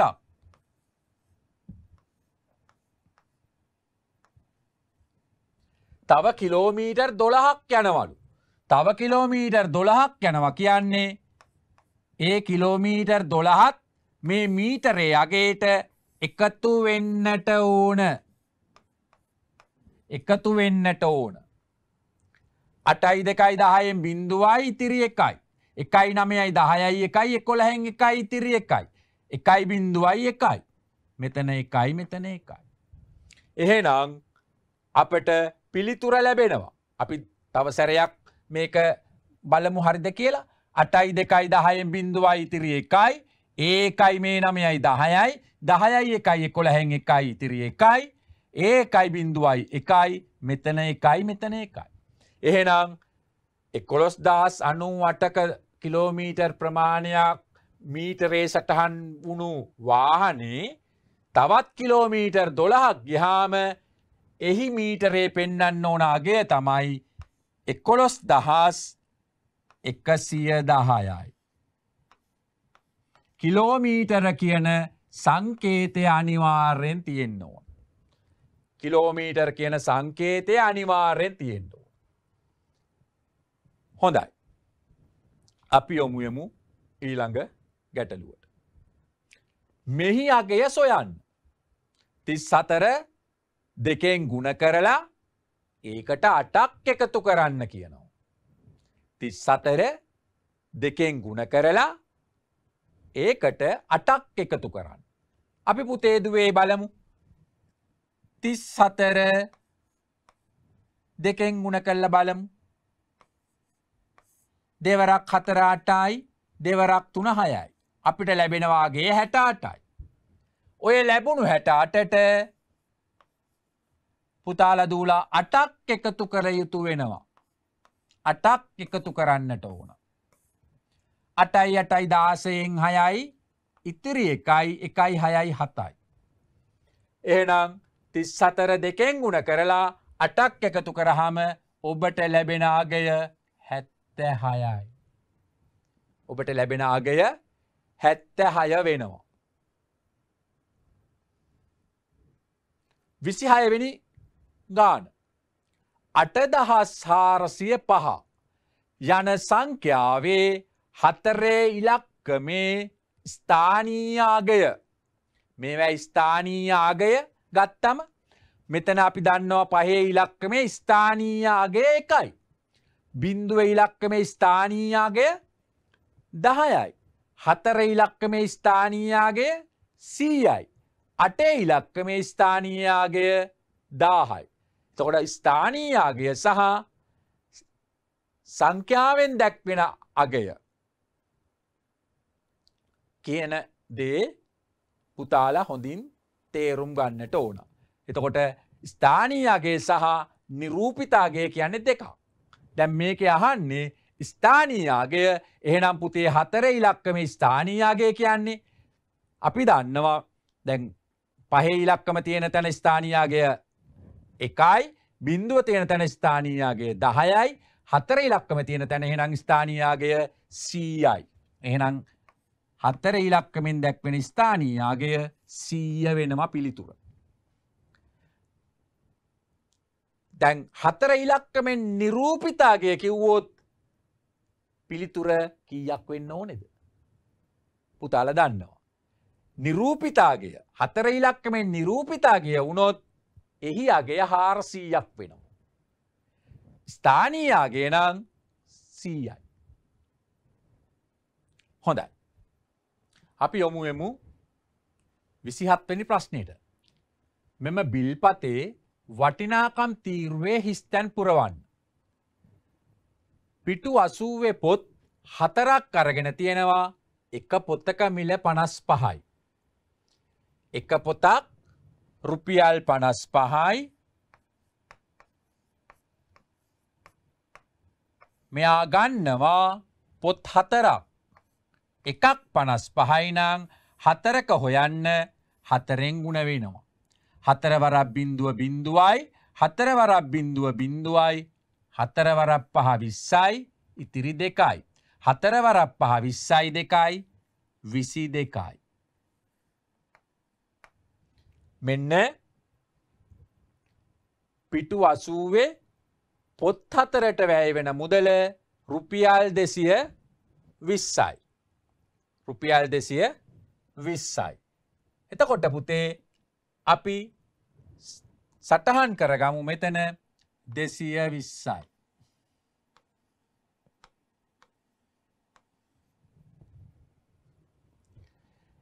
ඊළඟට බලන්න පැන්සල් 3ක් ගන්නවා. එක පැන්සලක් රුපියල් 13යි. එක පැන්සලක් රුපියල් 13යි. පැන්සල් 3ක් ගන්නවා කියන්නේ ඒ වගේ 3ක්. ඒ වගේ 3 ගුණයක්. ඒ වගේ 3 ගුණයක් වෙනවා. බලන්න රුපියල් 13 3ෙන් ගුණ වුණාම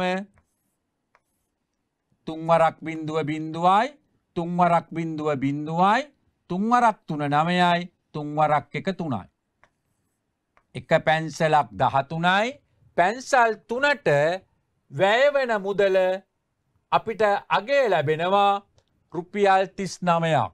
ස්ථානීයගේ රැකෙන විදිහට පුතාලා ලියන්න. ස්ථානීයගේ රැකෙන විදිහට ලියන්න මේ රුපියල් 39. හොඳයි. දැන් බලන්න අඩි රූල් දෙකක් ගන්නවා. අඩි රූල් දෙකක්. අපි ඊට පෙර මෙතන රුපියල් 39 කියලා ලියලා සත නැති නිසා මේ බිංදු දෙක දාමු. තුන්වෙනි අවස්ථාවේ මේ බිල්පතේ තියෙන්නේ අඩි රූල්. එතකොට මේ එක අඩි රූලක් රුපියල් 43ක් වෙනවා.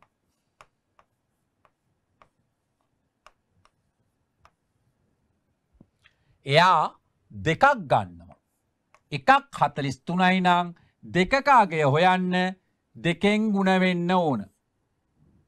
දෙවරක් 0.0යි දෙවරක් 0.0යි දෙවරක් 3 6යි දෙවරක් 4 8යි. එහෙනම් අපිට අගය ලැබෙනවා රුපියල් 86ක්. රුපියල් 86ක ප්‍රමාණයක් අඩි රූල් දෙකට ගෙවන්නට ඕන. අඩි රූල් දෙකට ගෙවන්නට ඕන රුපියල් 86ක්. පොත් 4ට රුපියල් 220ක්, පැන්සල් 3ට රුපියල් 39ක්, අඩි රූල් දෙකට රුපියල් 86ක්. එහෙනම් එකතුව අපි බලමු. සත පැත්ත ඉස්සෙල් එකතු කරන්න 0යි 0යි 9යි 0යි 9යි 9යි 9යි 6යි කියන්නේ 15න් 5යි 15න් 5යි. බලන්න අපි ඒකේ 15න් 5ක් අපි යොදන්නට ඕන. ඉතිරි වෙනවා එකක්. ඒකයි 2යි 3යි 3යි 3යි 6යි 8යි 6යි 14න් 4යි. ඉතිරි වෙනවා එකක්. ඒකයි 2යි 3යි. එහෙනම් අපිට එකතුව විදිහට රුපියල් 345ක් ලැබෙනවා. අපි නැවත බලමු එකතු කරලා 0යි 0යි 0යි 9යි 9යි 9යි 6යි 15න් 5යි ඉතිරි 1යි. ඒකයි 2යි 3යි 3යි 3යි 6යි 8යි 6යි 14න් 4යි. ඉතිරි වෙනවා එකක්. ඒකයි මේ දෙකයි කියන්නේ 3යි. එහෙනම් මේ බිල්පතේ මුළු වටිනාකම එකතුව වෙන්නේ රුපියල් 345යි. රුපියල් 345යි. අපි යොමුෙමු ඊළඟ ප්‍රශ්න වලට. 28 සිට 57 දක්වා ප්‍රශ්නවල නිවැරදි පිළිතුර යටින් ඉරක් අඳින්න. දැන් මෙතන ඉඳලා අපිට පිළිතුරු ලියන්න තියෙන්නේ පරිසරයට අදාළ ප්‍රශ්නවලට. බලමු. 28 වෙනි ප්‍රශ්නෙන් කියවෙන දේ. 28 වෙනි ප්‍රශ්නෙන් කියවෙන දේ බලමු. මෙහි දැක්වෙන්නේ සූර්ය නමස්කාරයේ කීවෙනි අවස්ථාවද කියලා අහනවා. පුතාලා දන්නවනේ සූර්ය නමස්කාරය ඉස්කෝලේ කරානේ. බොහොම පැහැදිලි. සූර්ය නමස්කාරයේ මේ යෙදෙන්නේ 5 වෙනි අවස්ථාව.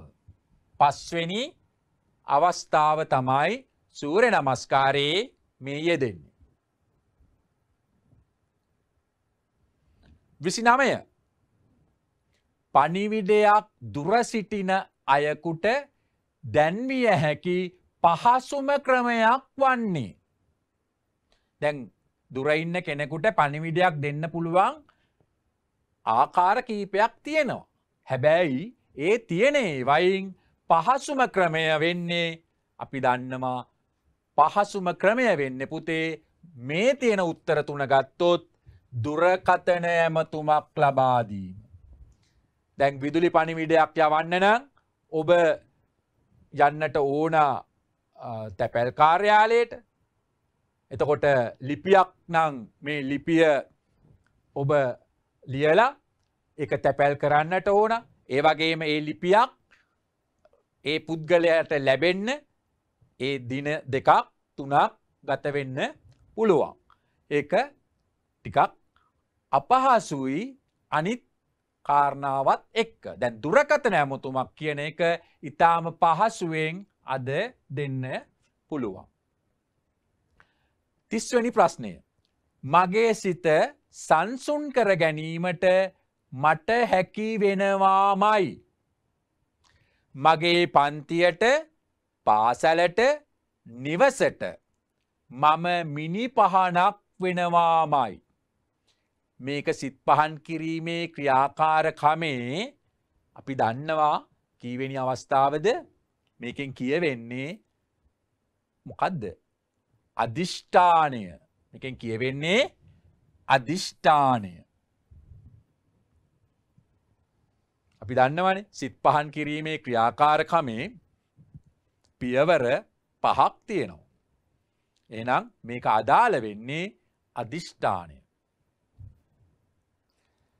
අපි 31 වෙනි ප්‍රශ්නයට යමු වුණාම අපිට පේනවා සිනිඳු මතු පිටක් සහිත බීජයක් නොවේ. සිනිඳු මතු පිටක් තියෙන බීජයක් නොවේ කියන්නේ රළු මතු පිටක් තියෙන බීජයක් වන්නේ කියන එක. දැන් වට්ටක්ක බීජය ගත්තොත් ඒකේ අපිට දකින්නට ලැබෙන්නේ මගේ දූල පුතාලට සිනිඳු මතු පිටක්. සිනිඳු මතු පිටක් තමයි දකින්නට ලැබෙන්නේ. මෑ බීජය ගත්තත් සිනිඳු මතු පිටක්. හැබැයි පුතේ කරවිල බීජය නම් සිනිඳු මතු පිටක් නෑ. ඒකේ බොහොම රළු මතු පිටක් තමයි ඔබට දකින්නට ලැබෙන්නේ. එහෙනම් පිළිතුර වෙන්නේ කරවිල. 32 වෙනි ප්‍රශ්නය. ගෙඩි හට නොගන්නා බොරු මල් පැහැදිලිවම දැකිය හැකි වන්නේ. දැන් සමහර බීජ සමහර පැලවල ගස්වල තියෙනවා මල් වර්ග දෙකක්. එකේ බොරු මල් තියෙනවා සත්‍ය මල් තියෙනවා. සමහර ඒ බොරු මල් කියන දේවල් හැලිලා යනවා. දැන් මිරිස් තක්කලි කියන දෙකේ මේ බොරු මල් එහෙම දකින්න නෑ.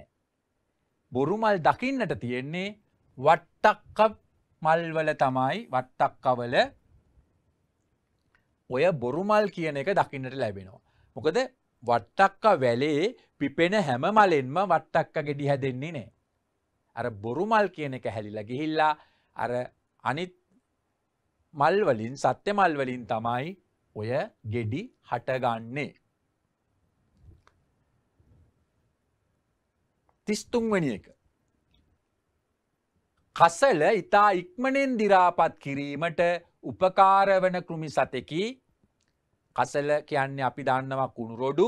ඊටාම ඉක්මනෙන් දිරාපත් වෙන්න උපකාර වෙන්නේ කවුද? බොහොම පැහැදිලි පිළිතුර වෙන්න ඕන වේයා. වේයා තමයි කසල ඉක්මනින් දිරාපත් කරන්න උදව් කරන්නේ.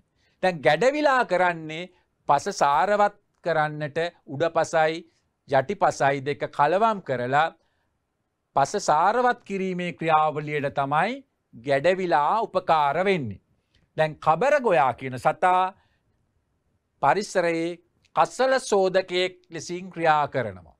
කියන්නේ පරිසරයේ තියෙන මේ කැලි කසල ඌ කාදානවා. ඒ නින්දා කසල සෝදකයෙක් විදිහට තමයි ඔය කබරයා හැඳින්වෙන්නේ. කසල ඉතා ඉක්මනින් දිරාපත් කරන්න උපකාර වෙන්නේ වේයා. එහෙනම් අපේ පිළිතුර වෙන්න ඕන දෙවැනි පිළිතුර වේයා.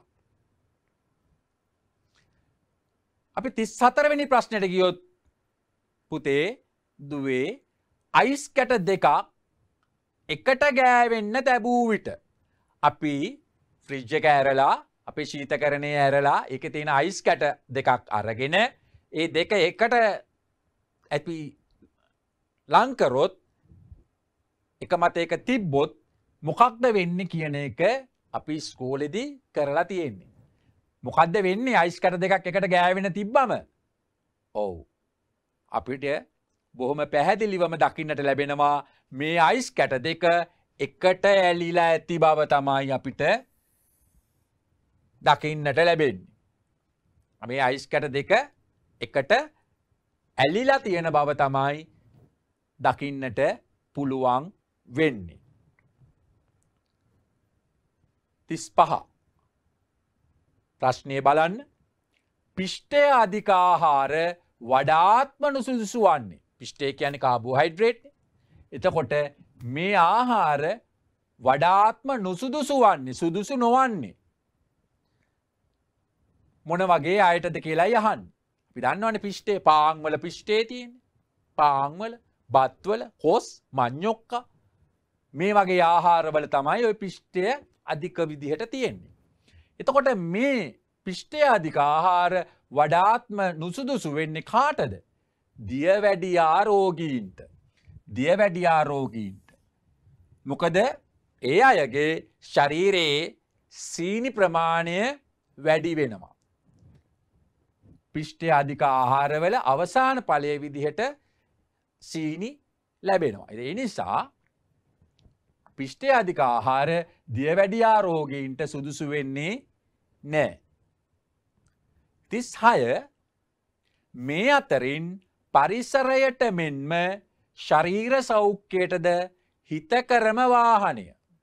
පරිසර දූෂණයක් සිද්ධ නොවන එහෙම වාහනයක් තමයි පරිසරයට සුදුසු වෙන්නේ. ශරීර සෞඛ්‍යයටද හිතකර වෙන. ශරීර සෞඛ්‍යයට හිතකර වෙන්න ඕන. බලන්න. දැන් තිරික්කලය ගත්තොත් ඔය තිරික්කලය කියන්නේ ඔය කරත්ත විශේෂයක්නේ. දැන් ඔය තිරික්කල් රේස් එකම තියෙනවා සිංහල අලුත් අවුරුදු කාලේ. එතකොට ඔය තිරික්කලයක පරිසරයට හානියක් නැහැ. ඒක හරි. ඒක පරිසරයට හිත කරයි. හැබැයි ශරීර සෞඛ්‍යයට තිරික්කලය පදිනවා කියන එක ඒ තරම්ම ශරීරයට හිත කරවෙන්නේ නැහැ. අපි පාපැදිය ගත්තොත් මේකේ පිළිතුර වෙන්න ඕන පාපැදිය. පරිසරයට හිත කරයි. මොකද පරිසර දූෂණයක් නැහැ. ඉන්ධන දහනය වීමක් නැහැනේ. පාපැදිය මිනිස් ශ්‍රමයෙන් මේක ඉස්සරහට යන්නේ. එහෙම නැතුව ඉන්ධන වැයවීමක් නැහැ. දැන් ඉන්ධන නිසා තමයි ඔය පරිසර දූෂණය බහුලව සිද්ධ වෙන්නේ. ඒ වගේම ශරීර සෞඛ්‍යයටත් හරි හිත කරයි. බයිසිකලයක් පදිනකොට අපේ ඇඟේ අපේ ශරීරයේ මේ බොහෝ කොටස් ක්‍රියා කරනවා. අත, පය නේද? එතකොට ඔබේ උරහිස් මේ බාහුව මේ ඔක්කොම හොඳින් ක්‍රියා කරනවා. ඒ නිසා ශරීර සෞඛ්‍යයට ව්‍යායාමයක් විදිහටත් ඒක ලැබෙනවා. එහෙනම් පුතේ මේ අතරින් පරිසරයට මෙන්ම ශරීර සෞඛ්‍යයටද හිතකරම වාහනය වෙන්නේ පාපැදිය. පාපැදිය. දැන් විදුලි දුම්රිය ගියා කියලා අපිට ශරීර සෞඛ්‍යයට ලැබෙන දෙයක් නැහැ. මේක අපි තේරුම් ගන්න ඕන. 37 වෙනි ප්‍රශ්නය. සිරිත්මල් දම කෘතිය පිළිබඳ වඩාත් යෝග්‍යතම ප්‍රකාශය වන්නේ. යෝග්‍යතම කියන්නේ සුදුසුම. සිරිත්මල් දම කියන එක පුතාලා දන්නවා. මේ සිරිත්මල් දම කියන්නේ උපදේශාත්මක කාව්‍යයක්. උපදේශාත්මක කාව්‍යයක් තමයි සිරිත්මල් දම. සිරිත්මල් දම ලියන්නේ එල්.එම්. සිල්වා ගුරු මුහන්දිරම්තුමා තමයි ඔක රචනා කරන්නේ. එතකොට අපේ තියෙන එකම උපදේශාත්මක කාව්‍ය සිරිත්මල් දම නෙවෙයි. තවත් තියෙනවා. එහෙනම් සිරිත්මල් දම කෘතිය පිළිබඳ වඩාත්ම යෝග්‍ය ප්‍රකාශය මොකක්ද?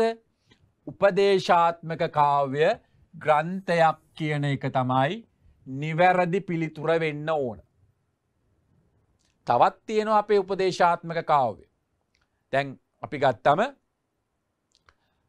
ලෝකෝපකාරය, ලෝවැඩ සංගරාව මේවා උපදේශාත්මක කාව්‍ය යටතට වැටෙනවා.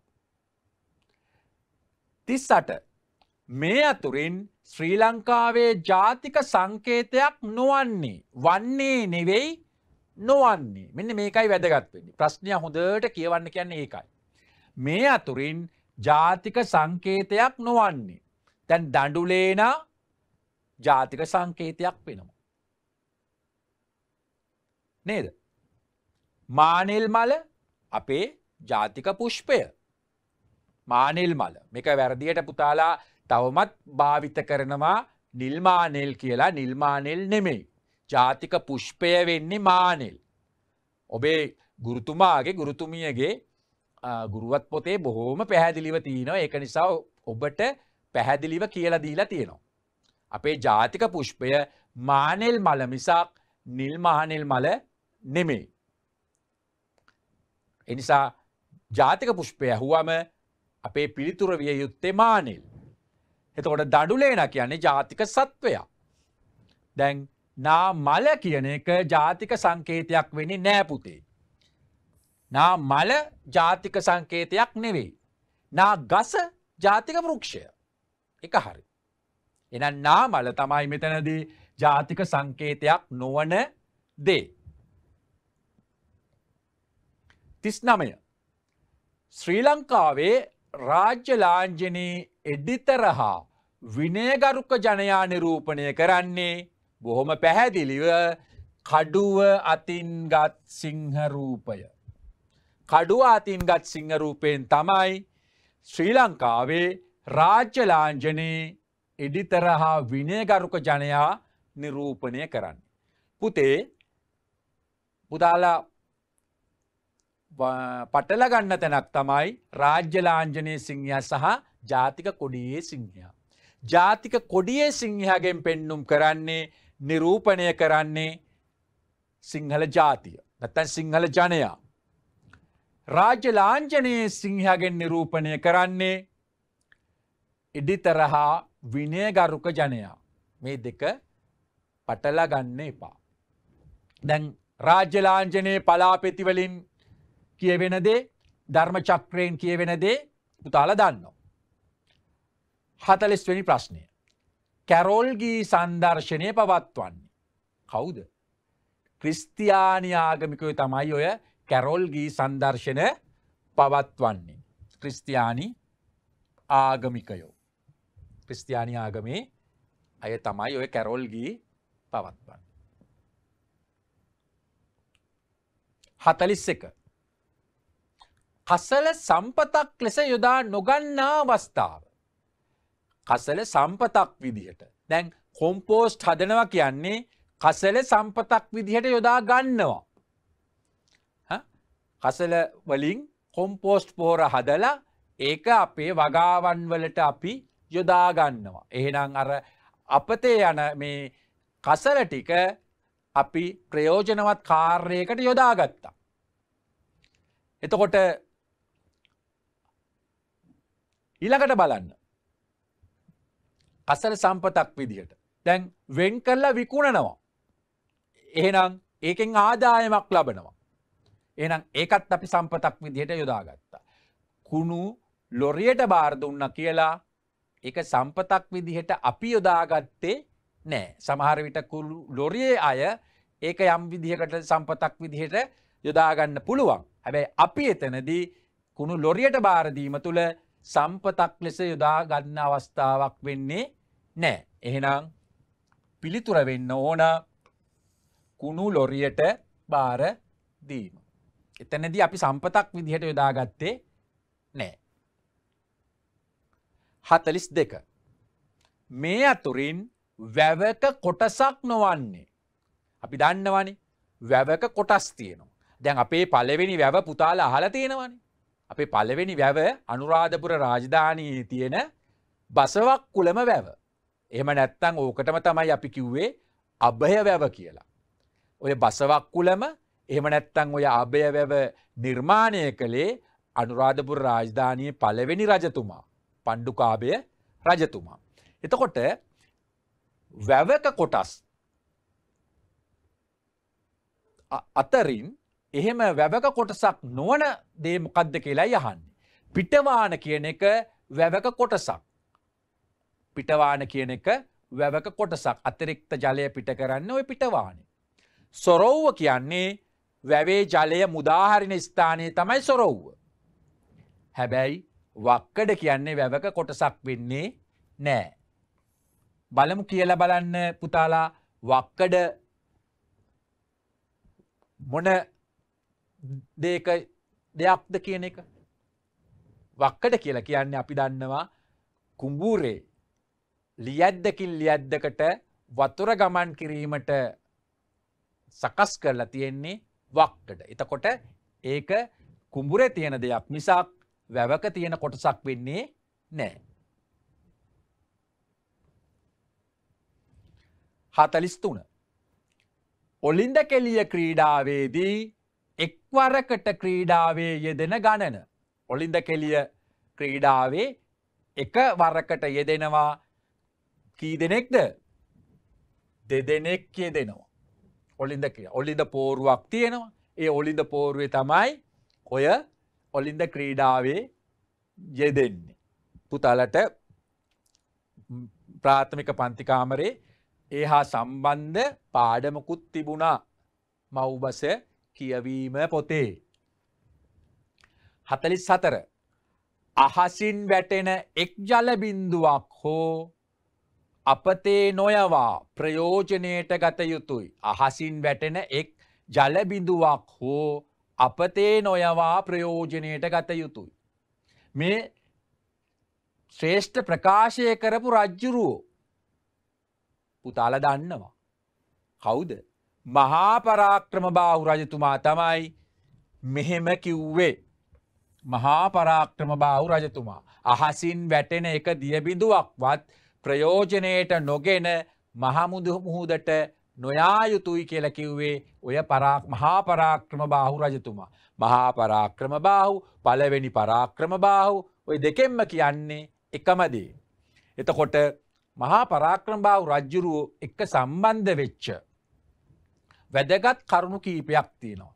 එකක් තමයි මහා පරාක්‍රමබාහු රජතුමා රජකම් කරන්නේ පොළොන්නරු රාජධානිය. ඒ වගේම තමයි මේ එතුමාගේ ප්‍රකාශය. අහසින් වැටෙන එක් ජල බිඳුවක් හෝ අපතේ නොයවා ප්‍රයෝජනයට ගත යුතුයි කියන එතුමාගේ ප්‍රකාශය. එක අපිට වැදගත් ඔය මහා පරාක්‍රමබාහු රජුරුව ගැන කියනකොට. ඒ විතරක් නෙමෙයි. අපි දන්නවා මහා පරාක්‍රමබාහු රජුරුවන්ගේ කාලේ ලංකාව ශ්‍රී ලංකාව පෙරදිග ධාන්‍යාගාරය කියන නමින් තමයි හැඳින්වුවේ. ඒ වගේම මහා පරාක්‍රම සමුද්‍රය නිර්මාණය කරන්නේ මේ මහා පරාක්‍රමබාහු රජතුමා. මේවා පුතාලා දැනගන්නට ඕන. මහා පරාක්‍රමබාහු රජතුමාගේ පිළිරුවයයි සැලකෙන ප්‍රතිමාවක් ඔය පරාක්‍රම සමුද්‍රයේ ඉස්මත්තේ තියෙනවා.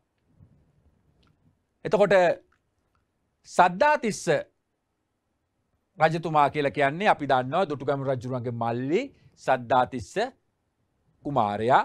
ඒ වගේම ධාතුසේන රජුරෝ කලාවැව නිර්මාණය කරන්නේ ධාතුසේන රජතුමා. 45 ඕනෑම අනතුරක් සිදු වූ වහාම අප විසින් කළ යුත්තේ. ඕනෑම අනතුරකදී කලන්න ඕන දෙයක් මේ කියන්නේ. දැන් බලන්න ඕනෑම අනතුරක් සිද්ධ වුණාම රෝහලට රැගෙන යනවද? නෑ. රෝහලට අරගෙන යන්න අවශ්‍ය අනතුරක් සිද්ධ වුණාම රෝහලට අරගෙන යනවා. හැම අනතුරකදීම අපි රෝහලට රැගෙන යන්නේ නෑ. එහෙම වෙන්නේ නෑ. අපි තුන්වෙනි පිළිතුර බලන්න. ප්‍රථමාධාර ලබා දී. හැම අනතුරකදීම ප්‍රථමාධාර දෙනවද? නෑ. අපි රෝහල් ගත කරනකම් ඒ වෙනුවෙන් දෙන මේ පෙර දෙන කරන මේ ප්‍රතිකාර කිරීම තමයි ප්‍රථමාධාර ලබා දීමේදී සිද්ධ වෙන්නේ. එතකොට මේ හැම අනතුරකදීම ප්‍රථමාධාර දෙන්නේ නැහැ. හැබැයි ඕනෑම අනතුරක් වුණාම ඒ අනතුරු සිදු වූ ආකාරය අපි සොයා බැලිය යුතු වෙනවා. ඒක හොඳින් මතක තියාගන්න. අනතුර සිදු වූ ආකාරය අපි හොඳින්ම සොයා බලන්නට ඕනෑම අනතුරකදී. ඇයි මෙහෙම වුණේ කියන එක.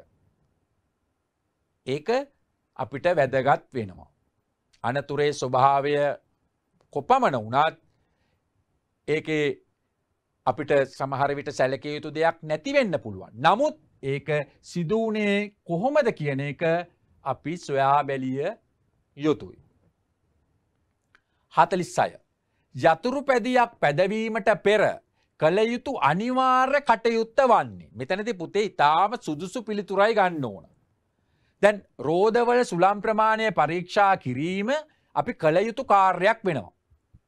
අපි කර යුතු කාර්යයක් වෙනවා. ඒක යතුරු පැදියක පමණක් දෙයක් නෙමෙයි. අපි ඕනම වාහනයකදී ඒක බලන්නට වෙනවා. රෝදවල හුලං තියෙනවද කියන එක. මොකද රෝදවල හුලං නැත්නම් එතනින් එහාට අපිට මේ ගමන යන්න බැරි වෙනවා. හැබැයි යතුරු පැදියකට විතරක් විශේෂ වෙච්ච දෙයක් නෙමෙයි ඒක. අපි තුන්වෙනි පිළිතුර බලන්න. ටැංකියේ තෙල් ප්‍රමාණය පරීක්ෂා කිරීම. එක ඉතින් අපි ගොඩක් වෙලාවට අනිවාර්ය අවශ්‍යතාවයක් නෙවෙයි. මොකද ඒ මීටරේ සඳහන් වෙනවා මේ තෙල් තියෙනවද නැද්ද කියන කාරණය. ඒ කටුවෙන් අපිට ඒක නිරීක්ෂණය කරන්න පුළුවන්. ටැංකිය ඇර බලන්න අවශ්‍ය නැහැ. හෙල්මටේ පැළඳීම. මේක තමයි වැදගත්ම දේ. යතුරු පැදයක් පැදවීමට පෙර අපි අනිවාර්යයෙන්ම හෙල්මටේ පැළඳිය යුතුමයි. ඇයි අපි හෙල්මටයක් පැළඳිය යුත්තේ? හෙල්මටයක් පැළඳිය යුත්තේ අපේ ආරක්ෂාවට.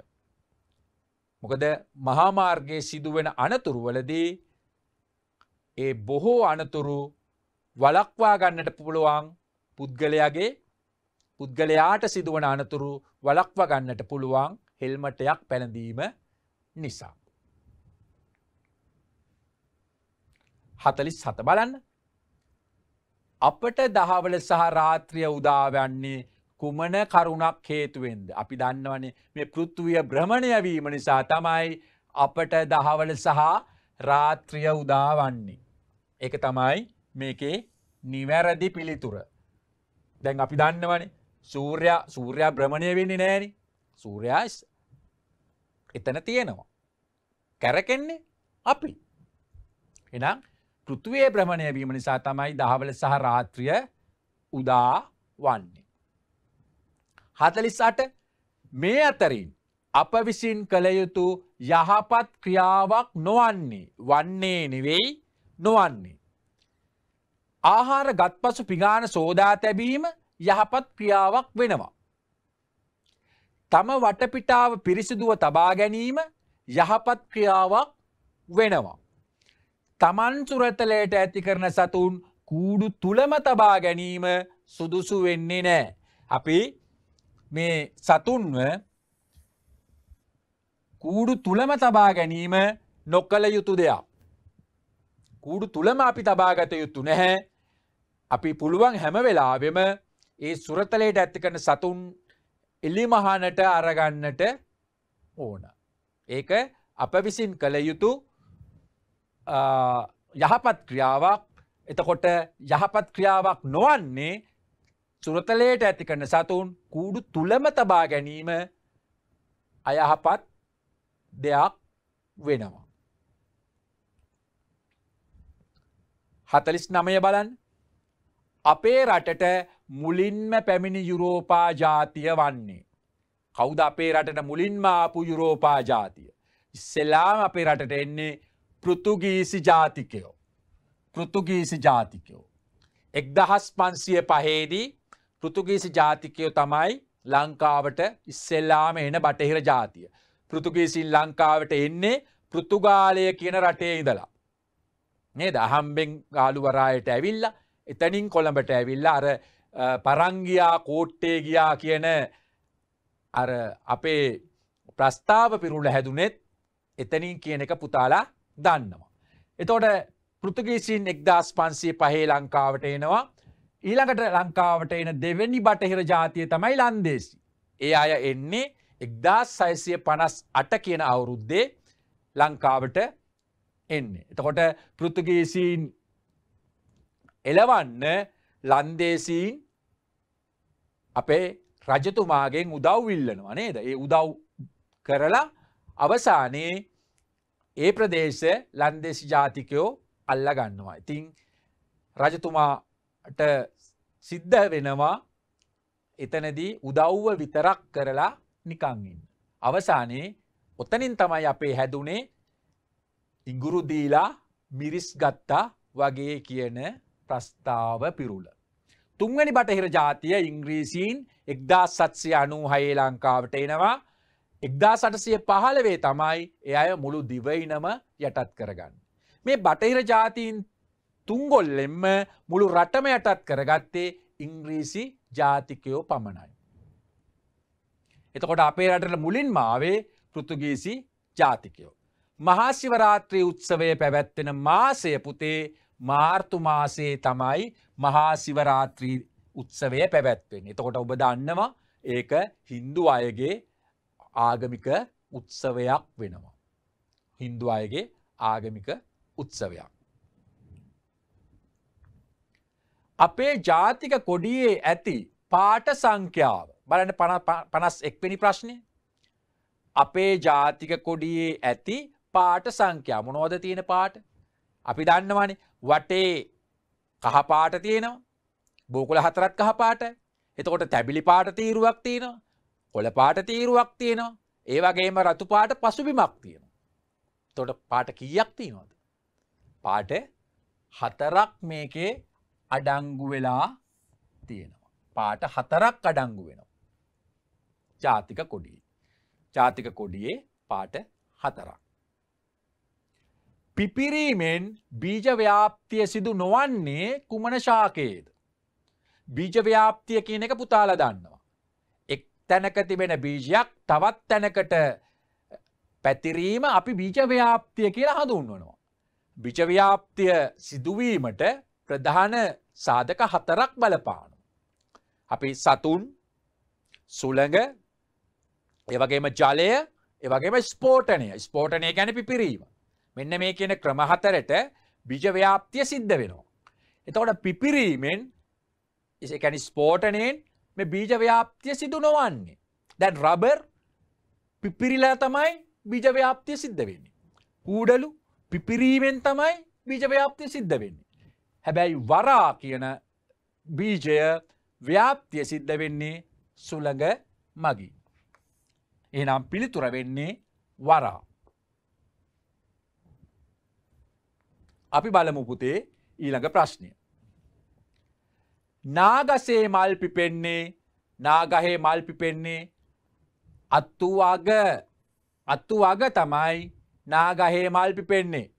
දැන් කඳේ ගෙඩි හට ගන්නවා කොස්වල, කඳේ ගෙඩි හට ගන්නවා නමිනං වල, බිලිං වල. සමහර ඒවා අතු මැද කොස් එහෙම තියෙනවා, අතු මැද තියෙන අවස්ථා.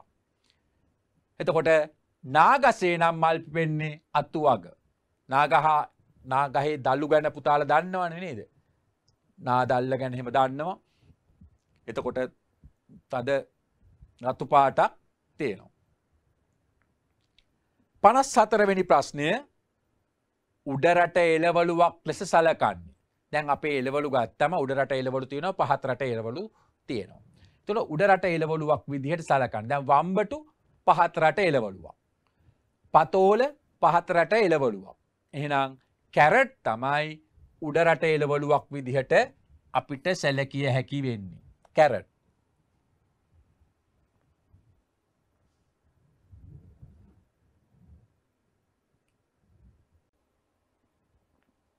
අපි 55 වෙනි ප්‍රශ්නයට යමු පුතේ. රාත්‍රී කාලයේ හැසිරෙන සතෙකු නොවන්නේ. රාත්‍රී කාලයේ හැසිරෙන සතෙකු නොවන්නේ. වන්නේ නෙවෙයි නොවන්නේ. කෝඳුරුව කියන සතා අඳුර ප්‍රිය කරන සතෙක්. රාත්‍රිය ප්‍රිය කරනවා. කණමැදිරිය කියන සතා ගැන පුතාලා දන්නවා. අපේ 3 පොතේ 3 ශ්‍රේණියේ පෙළ පොතේ මව්බස විෂයේ ඔය කණමැදිරියා ගැන ලස්සන කවි පන්තියක් තිබුණා. එතකොට කණමැදිරියා රාත්‍රී කාලයේ තමයි දකින්නට ලැබෙන්නේ. එහෙනම් රාත්‍රිය ප්‍රිය කරන සතෙක්. රාත්‍රියේ හැසිරෙන්නේ නැති සතා වෙන්නේ එහෙනම් කිරලා. පිළිතුර කිරලා. 56. එකිනෙකට විරුද්ධ ක්‍රියා දෙකක් කරගත හැකි ආයුධය වන්නේ. එකිනෙකට විරුද්ධ ක්‍රියා දෙකක් කරගන්න පුළුවන්ලු. මොකද්ද උත්තරය? මගේ පුතාලා දූලා දන්නවා. අඬුමිටිය. අඬුමිටියෙන් පුළුවන් එකිනෙකට විරුද්ධ ක්‍රියා දෙකක් කරගන්න. ගැසීම සහ ගැලවීම. ගැසීම සහ ගැලවීම. දැන් ඇන ගහනවා ඇනේ ගලවනවා. ගැසීම සහ ගැලවීම. එකිනෙකට විරුද්ධ ක්‍රියා දෙකක් අඬුමිටියෙන් සිද්ධ වෙනවා. දැන් කටර අඬුවෙන් නම් කරන්නේ කම්බි කපා ගැනීමට යොදා ගන්නවා. බුරුමෙන් කරන දේ ලීයක සිදුරක් විදින්න තමයි බුරුමය යොදා ගන්න. එහෙනම් මෙතන පිළිතුර වෙන්න ඕන අඬු මිටිය. 57 වෙනි ප්‍රශ්නය. බලන්න. හාල් මැනීමට යොදා ගනු ලබන්නේ. හාල් මනින්න. හාල් මනින්න යොදාගන්නේ මොනවද? සේරුව. හාල් මනින්න යොදාගන්නේ සේරුව. දැන් බුසල කියන එක යොදාගන්නේ වී මනින්න. එතකොට කුල්ල කියන එක අපි හාල් පොලන්න යොදා ගන්නවා මිසක් හාල් මනින්න යොදාගන්නේ නැහැ. එහෙනම් හාල් මැනීමට සේරුව තමයි යොදාගන්නේ. හොඳයි. අපි අද දිනේ කතා කළේ පුතාලගේ දෙවැනි ප්‍රශ්න පත්‍රය පිළිබඳව. පෙරහුරු ප්‍රශ්න පත්‍රයක් කතා කළා දෙවැනි ප්‍රශ්න පත්‍රයක්. එහෙමනම් මේ කතා කරපු කරුණු කාරණා පුතාලා හොඳින් තේරුම් අරගෙන ඉදිරි ශිෂ්‍යත්ව විභාගයට හොඳින්ම මුහුණ දීලා ඉහළම ලකුණක් ලබා ගැනීම තමයි විදැස ඩිජිටල් පාසලේ එකම අරමුණ. එහෙමනම් අද මේ වැඩසටහනත් එක්ක සම්බන්ධ වුණු පුතාලා සියලු දෙනාටම දූලා සියලු දෙනාටම මම සුබ අනාගතයක් ප්‍රාර්ථනා කරනවා. ආයුබෝවන්.